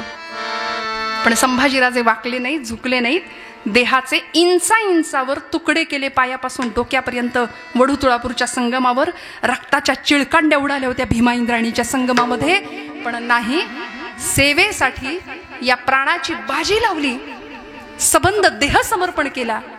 आमच्या मातृभक्तांनी सुद्धा, देशभक्तांनी सुद्धा इथं रक्ताचं बलिदान दिलं. 15 ऑगस्ट देशाचा स्वातंत्र्य दिन काही दिवसांनी येतोय. ही भूमी देशवीरांची, शूरवीरांची आहे. इथं रक्त सांडलं आणि इथल्या प्रत्येक क्रांतिकारकांनी, प्रत्येक देशभक्तांनी सेवेचं योगदान दिलं. माऊली देवाची सेवा सांगतात. अनेकांनी आम्हाला देशालाच देव मानलं. सावरकरांनी मातृभूमीलाच देव मानलं होतं. स्वतंत्रते भगवती, स्वतंत्रता देवीला भगवती स्वरूपामध्ये पूजलं होतं. भारत मातेला भगवती स्वरूपामध्ये पूजलं, जगदंबा स्वरूपामध्ये पूजलं आणि तिची पूजा केली, तिची आराधना केली. ज्यावेळी 50 वर्ष अंदमानची काळ कोठडी सुनावली जाते सावरकरांना, त्यावेळी बायको भेटायला येते सावरकरांची मुंबईच्या कारागृहामध्ये. यमुना त्यांचं नाव होतं. 18 वर्षाच्या होत्या, माई म्हणायचे सावरकर त्यांना. 25 वर्षाच्या आपल्या पतीला यमुना माई भेटायला जातात आणि साखळदंडांनी जखडलेला आपला पती आपल्या समोर पाहतात. काय असतं त्याग बघा. आणि 18 वर्षाच्या त्या सौभाग्यवती स्त्रीनी आपल्या नवऱ्याकडे बघावं, डोळ्यातनं टचकन पाणी आलं, पुसून टाकलं. सावरकर म्हणतात, माई ओळखलं नाही ना मला तुम्ही, कारण विलायतेहून, लंडनहून बॅरिस्टर होऊन येणार होतो असं तुम्हाला वाटलं असेल. पैसा मिळवू, थाटात संसार करू असा विचार तुम्ही केला असेल, पण नाही हो. माझी भारत पारतंत्र्यात पिचते, लाखो संसार उद्ध्वस्त होत आहेत. ते संसार सावरण्यासाठी माझी चुलबुळकी फोडून राष्ट्राचा संसार करावा असा मी विचार केला. संसार आम्ही सगळेच करतो. काट्याकुट्या जमवायच्या, घरटी बांधायची, त्याच्यात पिलांची वीण वाढवायची. यालाच जर संसार म्हणत असतील तर असा संसार चिमण्या, कावळे सगळेच करतात. मला माझ्या देशाचा प्रपंच करता आला, यात धन्यता माना, यात धन्यता माना. या प्रसंगामध्ये यमुनामाई सावरकर सांगतात, मला सगळं मान्य आहे. अंदमानच्या काळ कोठडीमध्ये तुम्हाला काय शिक्षा अनुभवायला मिळेल मला माहिती नाही, पण मी सांगेन तेवढा एक मंत्र म्हणाल का? कृष्णाय वासुदेवाय हरये परमात्मने प्रणतः क्लेशनाशाय गोविंदाय नमो नमः. हा मंत्र एकदा म्हणाल का? सावरकर म्हणाले, हा मंत्र म्हणण्यामुळे तुला बरं वाटणार असेल तर नक्की म्हणतो. पूजा अर्चा नसेल केली, तासनतास देवासमोर नसेल बसले, पण जीवनाचं तत्वज्ञान कळलं होतं. म्हणून तर जहाजातनं उडी घेण्याचं सामर्थ्य प्राप्त झालं होतं. कारण माझा आत्मा अमर आहे, देह संपणार आहे, हे गीतेचं तत्वज्ञान त्यांना माहिती होतं. नैनन छिंदंती शस्त्राणी नैनन दहती पावकः न चैन क्लेदयन्त्यापो न शोषयति मारुतः. सावरकर आपल्या पत्नीला समजावताय, माझा देह जरी निघून गेला तरी हिंदू धर्मशास्त्र आत्म्याचं अमरत्व मानतो, त्यामुळे माझा आत्मा अमर आहे. अनादिमी अनंतमी अवध्यमी भला, मारेल रिपू जगती असा कवण जन्मला. पुण्यामध्ये आपण आला तर डेक्कनच्या चौकामध्ये सावरकरांचं स्मारक आहे, जिथं विदेशी कपड्यांची होळी त्यांनी केली होती. तिथं ते अक्षरं कोरलेली आहेत, अनादिमी अनंतमी. हे गीतेचं तत्वज्ञान ज्यावेळी सावरकर लिहितात त्यावेळी सेवेचा भाव आम्हाला स्पष्ट कळतो.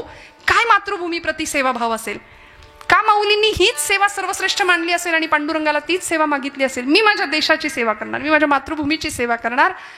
आणि अगं बायकोला सांगतायत की दरवर्षी वटपौर्णिमेला हा असा पती तू मागशील तरी कसा, कारण या जन्मात मी तुला इतकं छळलंय, इतका त्रास दिलाय, काही नाही सुख मिळालं माझ्यामुळे तुला. पण 18 वर्षाच्या यमुनामाई काय करतात, काय असते निष्ठा, काय असतो सेवाभाव, काय असतं समर्पण. यमुनामाई अशा खाली वाकल्या, तुरुंगाच्या सडीतून हात आत घातला, पायाला स्पर्श करायला. सावरकर मागे झाले, म्हणले माई काय करता? पाय बघून ठेवते म्हणाल्या, पाय बघून ठेवते, पुढच्या जन्मात चुकायला नको. कारण स्वतःच्या प्रपंचाची राखरांगोळी करून, स्वतःचं चुलबुळकं फोडून हा राष्ट्राचा संसार करावा असा पती पुरुषोत्तम जर भगवंतांनी या जन्मात मला दिला असेल ना, तर जन्मोजन्मी हाच पती मिळावा अशी भगवंताकडे प्रार्थना करते. पाय बघून ठेवते, पुढच्या जन्मात चुकायला नको. इतकं प्रेम मातृभूमीप्रती, इतकं प्रेम देशभूमीविषयी. आणि मग याचा परिणाम म्हणून आज आपण आपले हे सगळे दिवस पाहतोय बरं का. सीमेवर जवान लढतोय ती त्याची देशसेवा आहे. शेतामध्ये घाम गळणारा शेतकरी आहे ती त्याची काळ्या आईची सेवा आहे. म्हणून आपण जेवायला बसताना कायम या दोघांना मी नेहमी म्हणते, दोघांना आठवायचं. मऊ गादीवर अंग बिछाण्यावर टाकताना या देशाचा जवान आणि या देशाचा किसान, या दोघांचं स्मरण करून अन्नाचा घास पोटात घालावा. कारण हे सगळं त्यांचं देणं आहे आम्हाला, हे सगळे त्यांचे उपकार आहेत. छत्रपती शिवाजी महाराजांना घडवणारी जिजाऊ मातोश्री काय सेवा भाव रुजवला असेल बरं. राजा म्हणून मिरवायचं नाही, हे राज्य नसे शिवबाचे, हे राज्य देवधर्माचे, हे राज्य तुझं नाही. इथं सिंहासनावर तू बसणार नाही, अनेकांच्या रक्ताचं बलिदान इथं सिंचन होईल आणि मग तू राजा म्हणून राज्याभिषेक होईल 6 जून 1674 रायगडावर. त्यामुळे हे राज्य देवधर्माचं आहे राजा. म्हणून कायम संस्कारांची आणि सेवाभावाची पेरणी ज्यांनी छत्रपतींच्या काळजामध्ये केली. काय असतो सेवाभाव? या रायगडाचं बांधकाम ज्यांनी केले ते आमचे शिवकाळातले इंजिनियर होते, हिरोजी इंदलकर. राजांनी विचारलं होतं, इतकं सुंदर बांधकाम केलंय हिरोजी काका, काय देऊ तुम्हाला, काय बक्षिसे देऊ? काही नको म्हणाले. फक्त रायगडाचं बांधकाम पूर्ण झालं आणि ज्या पायरीवरून सगळी मंडळी जातील तेव्हा तुमच्या दर्शनाला, तेव्हा त्या पायरीचा चिरा बनून राहतो आणि तिथं लिहितो सेवेसे ठाई तत्पर हिरोजी इंदलकर. हजारो शिवभक्त, हजारो मावळे ही पायरी तुडवून जातील तेव्हा हा देह राजा तुमच्या चरणाशी समर्पण केल्याची कृतार्थता माझ्या नशिबाला येईल. हा असतो सेवाभाव का. ज्यावेळी अफजल खान वधाच्या मोहिमेला राजे चालले होते की नाही, अफजल खानाचा मोठा अक्षरशः वरवंटा येत होता महाराष्ट्राच्या दिशेने आणि राजे अफजल खानाच्या मोहिमेच्या दिशेने चालले होते. काय घडलं होतं, त्या आदिलशहाच्या दरबारामध्ये ती बडी बेगम साहिबा चांदीच्या तपकामध्ये सगळा तो विडा फिरवत होती. कुणीच विडा उचलत नव्हतं आणि बडी बेगम साहिबा न राहून म्हणाली, क्या इस दरबार में कोई भी मर्द नहीं है? एवढं ऐकलं आणि तो अफजल खान नावाचा पठाण उठला आणि त्यांनी तो विडा उचलला आणि म्हणाला, शिवाजी को यूं पकड़ के लाऊंगा. शिवाजी तो पहाड़ का चूहा है. बड़ी बेगम साहिबा हुशार होती, ती म्हणली, शिवाजी पहाड़ का चूहा, चूहे को पकड़ने के लिए कितनी फौज चाहिए बताओ. म्हणजे उंदराला पकडायला किती सेना पाहिजे तुला.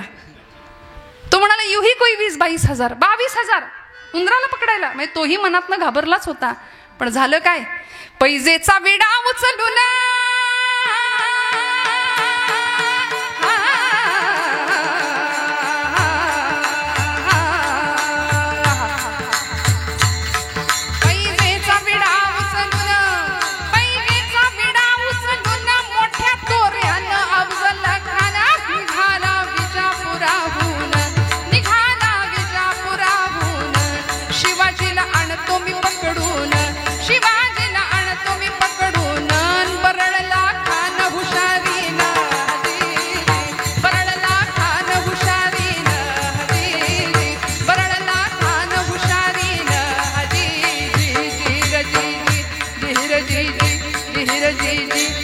शिवाजी तो उंदीर डोंगराचा, शिवाजी तो उंदीर डोंगराचा, शिवाजी तो उंदीर डोंगराचा, शिवाजी तो उंदीर डोंगराचा, बच्चा मराठ्याचा नेहम काय त्याचा, कदाचित घेईल माझा प्राण, कदाचित घेईल माझा प्राण. संगे 20,000 सैन्य घेऊन, संगे 20,000 सैन्य घेऊन निघाला मोठ्या तयारीनं, निघाला मोठ्या तयारीनं, निघाला मोठ्या तयारीनं. तुळजापूरला धडक मारली, तुळजापूरला धडक मारली, भवानी फोडली, भवानी फोडली. प्रलय मांडीला पंढरपुराला, प्रलय मांडीला पंढरपुराला. प्रजा केली हैराण रस्त्याला, येऊन पोहोचला पहावाईला, येऊन पोहोचला पहावाईला, येऊन पोहोचला पहावाईला. छत्रपती श्री शिवाजी महाराज की हर हर विठ्ठल विठ्ठल.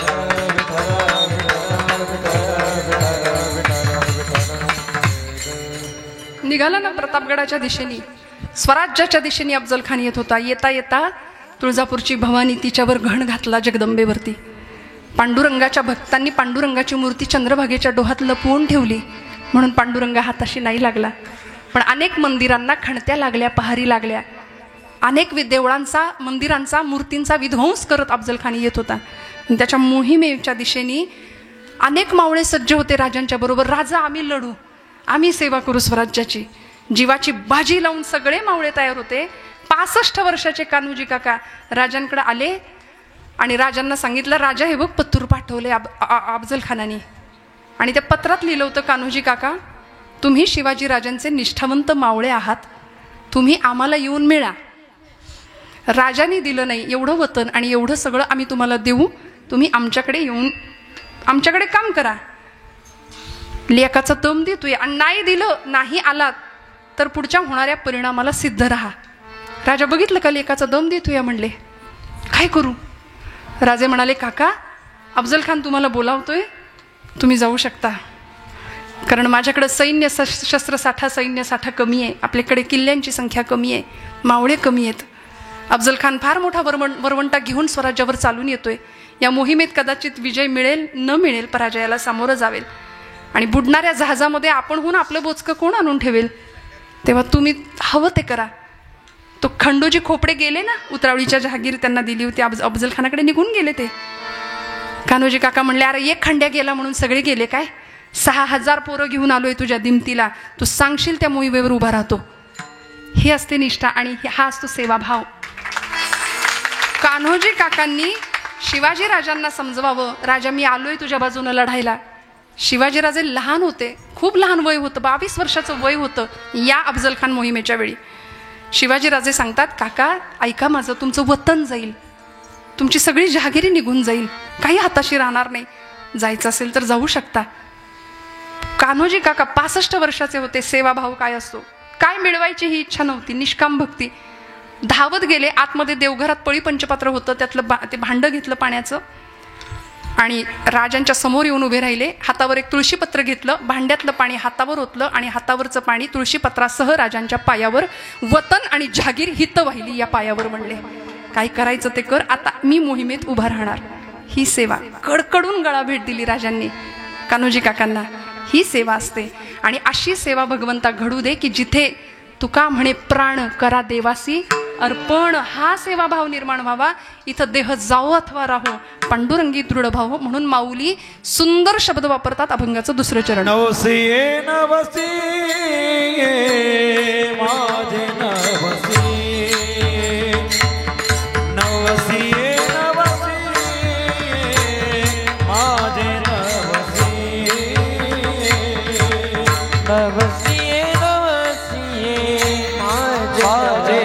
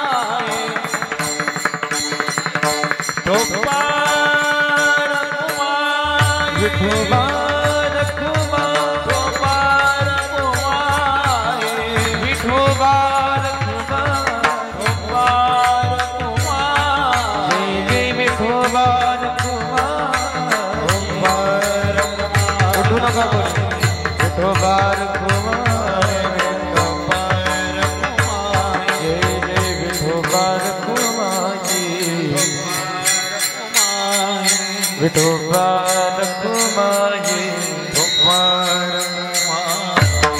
रखुमाई विठोबा रखुमाई जय जय विठोबा रखुमाई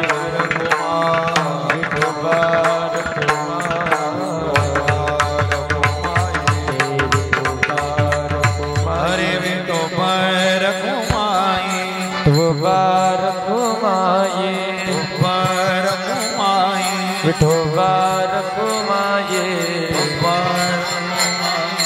विठोबा रखुमाई जय विठोबा रखुमाई जय विठोबा रखुमाई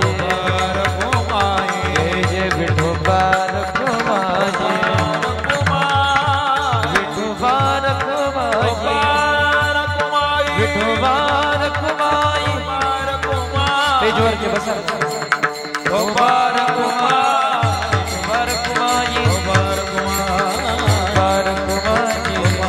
टाळी टाळी विठोबा रखुमाई विठोबा रखुमाई जय विठोबा रखुमाई जय जय विठोबा रखुमाई कुंडलिक वरदा हरी विठ्ठल श्री ज्ञानदेव पंढरीनाथ भगवान की माऊली ज्ञानेश्वर महाराज श्री तुकाराम नमः पार्वती पते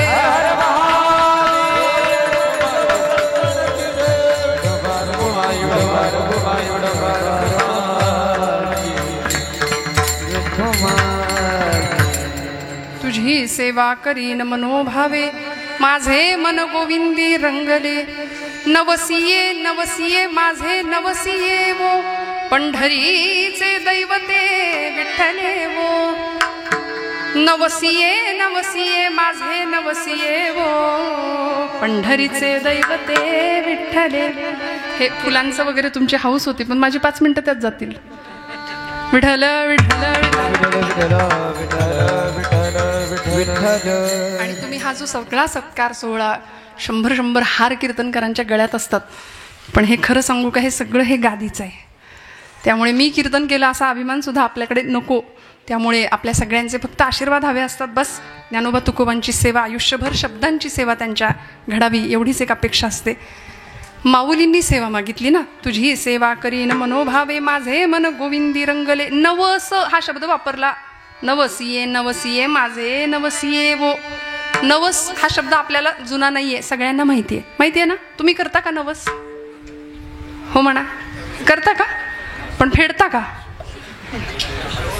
ते माहित नाही त्यातलं काही. आम्ही असे नतद्रष्ट भक्त आहोत. आम्हाला सुखात देव नाही आठवत, दुःखात आठवतो. आणि दुःखात देव आठवला की मग देवाची आर्ततेने आम्ही दुःखामध्ये भक्ती करतो.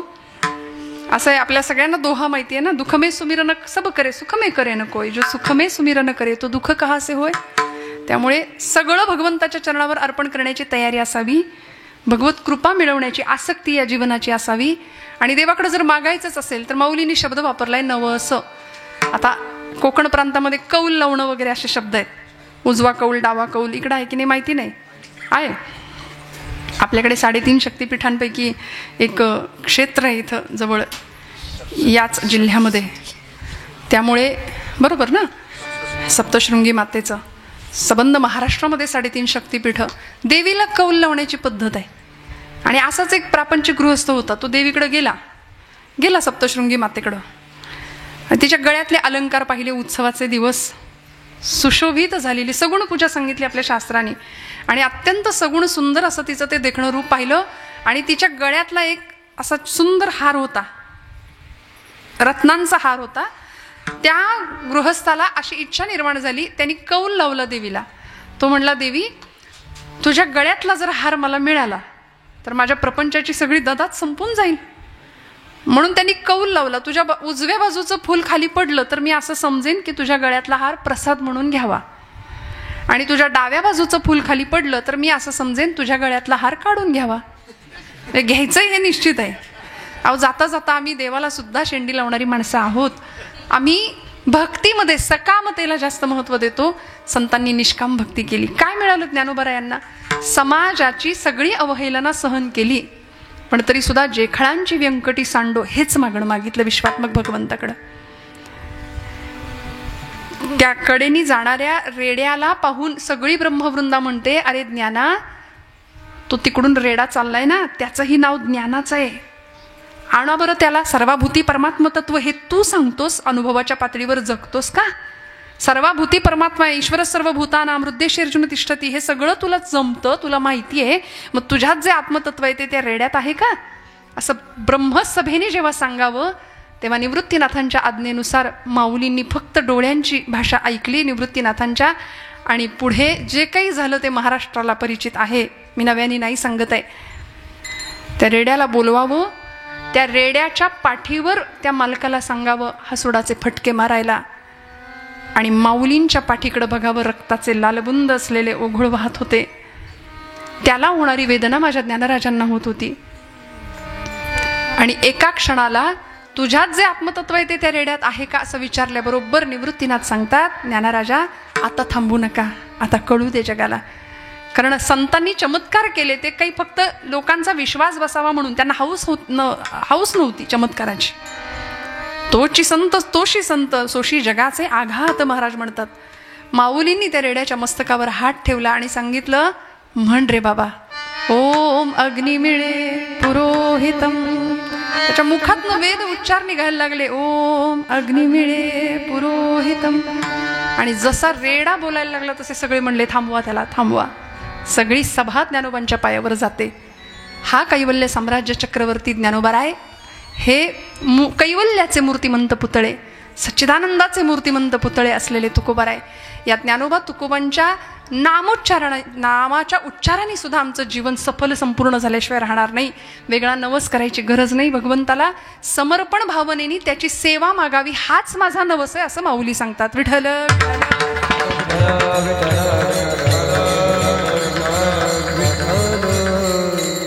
पूजा अर्चा जपजाप्य तीर्थयात्रा दानधर्म सगळं आम्ही करू, पण यामध्ये मनाची भावना काय आहे?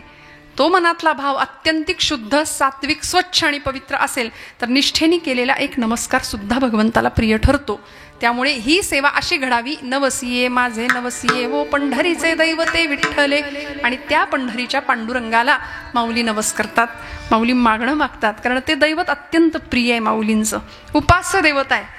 माता विठ्ठल पिता विठ्ठल नामदेव महाराज त्याच्याविषयी सांगतात. ती पंढरपूरची देवता एकनाथ बाबांनी त्यांच्या शब्दामध्ये वर्णन केलंय. कसं आहे भगवंत? भक्त कृपेची माय गे ओळखिली विठाई गे, एका जनार्दनी विटे जोडियले पाय गे तुळशी माळ गळा गे कस्तुरीचा टिळा गे. असा पांडुरंग परमात्मा तिष्ठत उभा आहे. तो भक्तांना सांगतोय आषाढी कार्तिकी विसरू नका मज, सांगत असे गुज पांडुरंग मला विसरू नका. हे भगवंत सांगतात आणि निष्ठावंत संत सेवाभाव भगवंताच्या चरणावर वाहतात आणि बस असंच मागणं मागतात. ज्ञानोबांनी मागितलेलं मागणं तुम्हाला आम्हाला या जन्मात मागता यावं आणि आम्हालाही अशी अनुभूती मिळावी. अभंगाचं शेवटचं चरण. बाप रखमा देवी वारो विठ्ठलेवो, बाप रखमा देवी वारो विठ्ठलेवो, बाप रखमा देवी वारो विठ्ठलेवो, बाप रखमा देवी वारो विठ्ठलेवो. चित्री चैतन्या चोरून नेलेवो, चित्री चैतन्या चोरून नेलेवो. नवसिये नवसिये माझे नवसिये वो, नवसिये नवसिये माझे नवसिये वो. चित्री चैतन्या चोरुनी नेलेवो, चिठी चैतन्या चोरुनी नेलेवो. नवसे नवसिये माझे नवसिये वो, नवसे नवसिये माझे नवसिये वो. पंढरीचे दैवता विठ्ठलेवो, विठ्ठलेवो, विठ्ठलेवो, विठ्ठलेवो,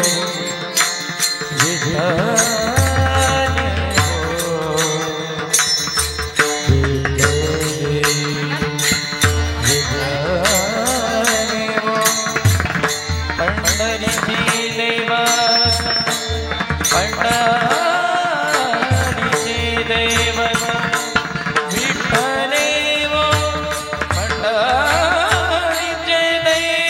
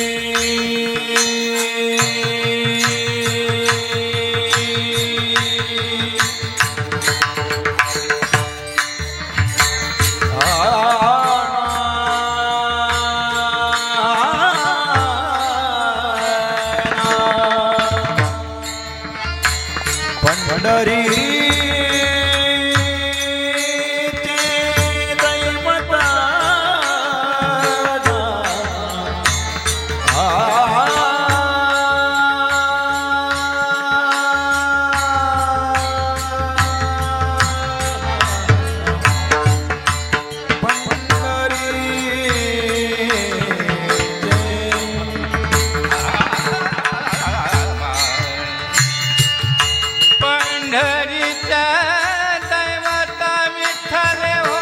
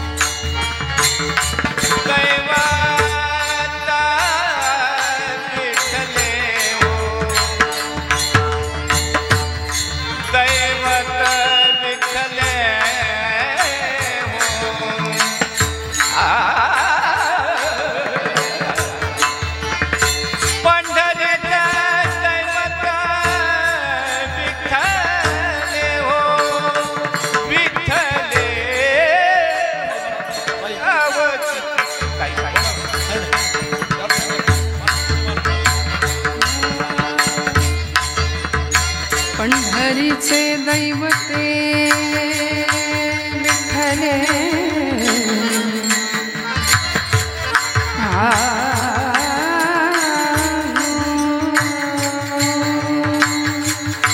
विठ्ठले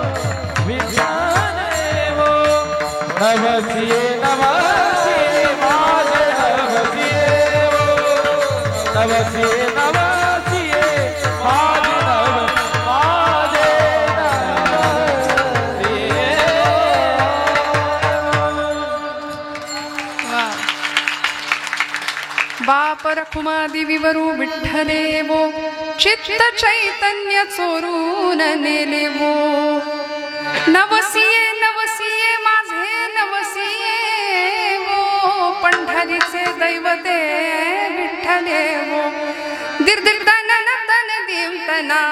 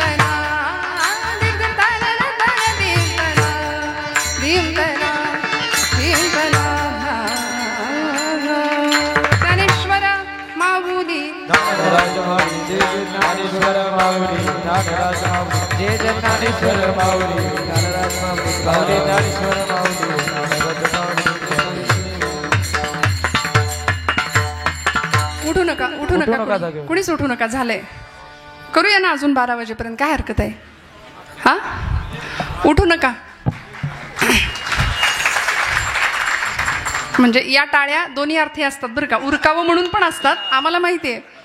आणि वक्ता कुठे थांबावं हे कळतं. प्राचार्य शिवाजीराव म्हणायचे, ज्याला कुठे थांबायचं हे कळलं तो उत्तम वक्ता असतो. त्यामुळे आपण आता तुमचा अतिशय अंत न बघता मी थांबणार आहे. ज्ञानेश्वर माऊली झालेला आहे, पण अतिशय हा सुखसोहळा स्वर्गी नाही, अतिशय आनंदात सेवा संपन्न आपल्या सगळ्यांच्या आशीर्वादाने होती. किती आनंद आहे बघा ना, प्रत्येकाच्या चेहऱ्यावर समाधान आहे. काय मिळतं कीर्तनात? कीर्तनात हे मिळतं समाधान. सुख सुख सुख म्हणजे दुसरं काही नसतं. प्राप्त परिस्थितीमध्ये समाधानी राहता आलं की आम्ही सुखी झालो. त्यामुळं अत्यंत सुंदर असा भगवंताच्या नामाचा तुम्ही आम्ही खेळीमेळी असा आनंदाचा गदारोळ अनुभवला. माझ्या परमभाग्यानी आपण सगळी मंडळी, सगळ्या क्षेत्रातली दिग्गज, ज्येष्ठ, श्रेष्ठ आपण सर्वजण आहात. आज महाराष्ट्रातलं भगिनी क्षेत्रातलं पखवाज वादनातलं व्यक्तिमत्व आमच्या यशोदताई आज इथं उपस्थित आहेत. मी त्यांच्या नावाचा उल्लेख त्या सुरुवातीपासून हजर आहेत, पण माझ्या अत्यंत प्रिय का, कारण पखवाज वादन हे क्षेत्र पुरुषांचं आहे असं सगळे म्हणतात, किंवा ते एकंदरीत ते डोक्यामध्ये आमच्या पक्क बसलंय. पण म्हणून मी मगाशी म्हटलं भैरवीला ताई थोडं घेताय का, पण वाघिणीसारखी थाप आहे, इतकं सुंदर. आम्ही मुलूक मैदान तोप म्हणावं अशी आशा आहेत त्या.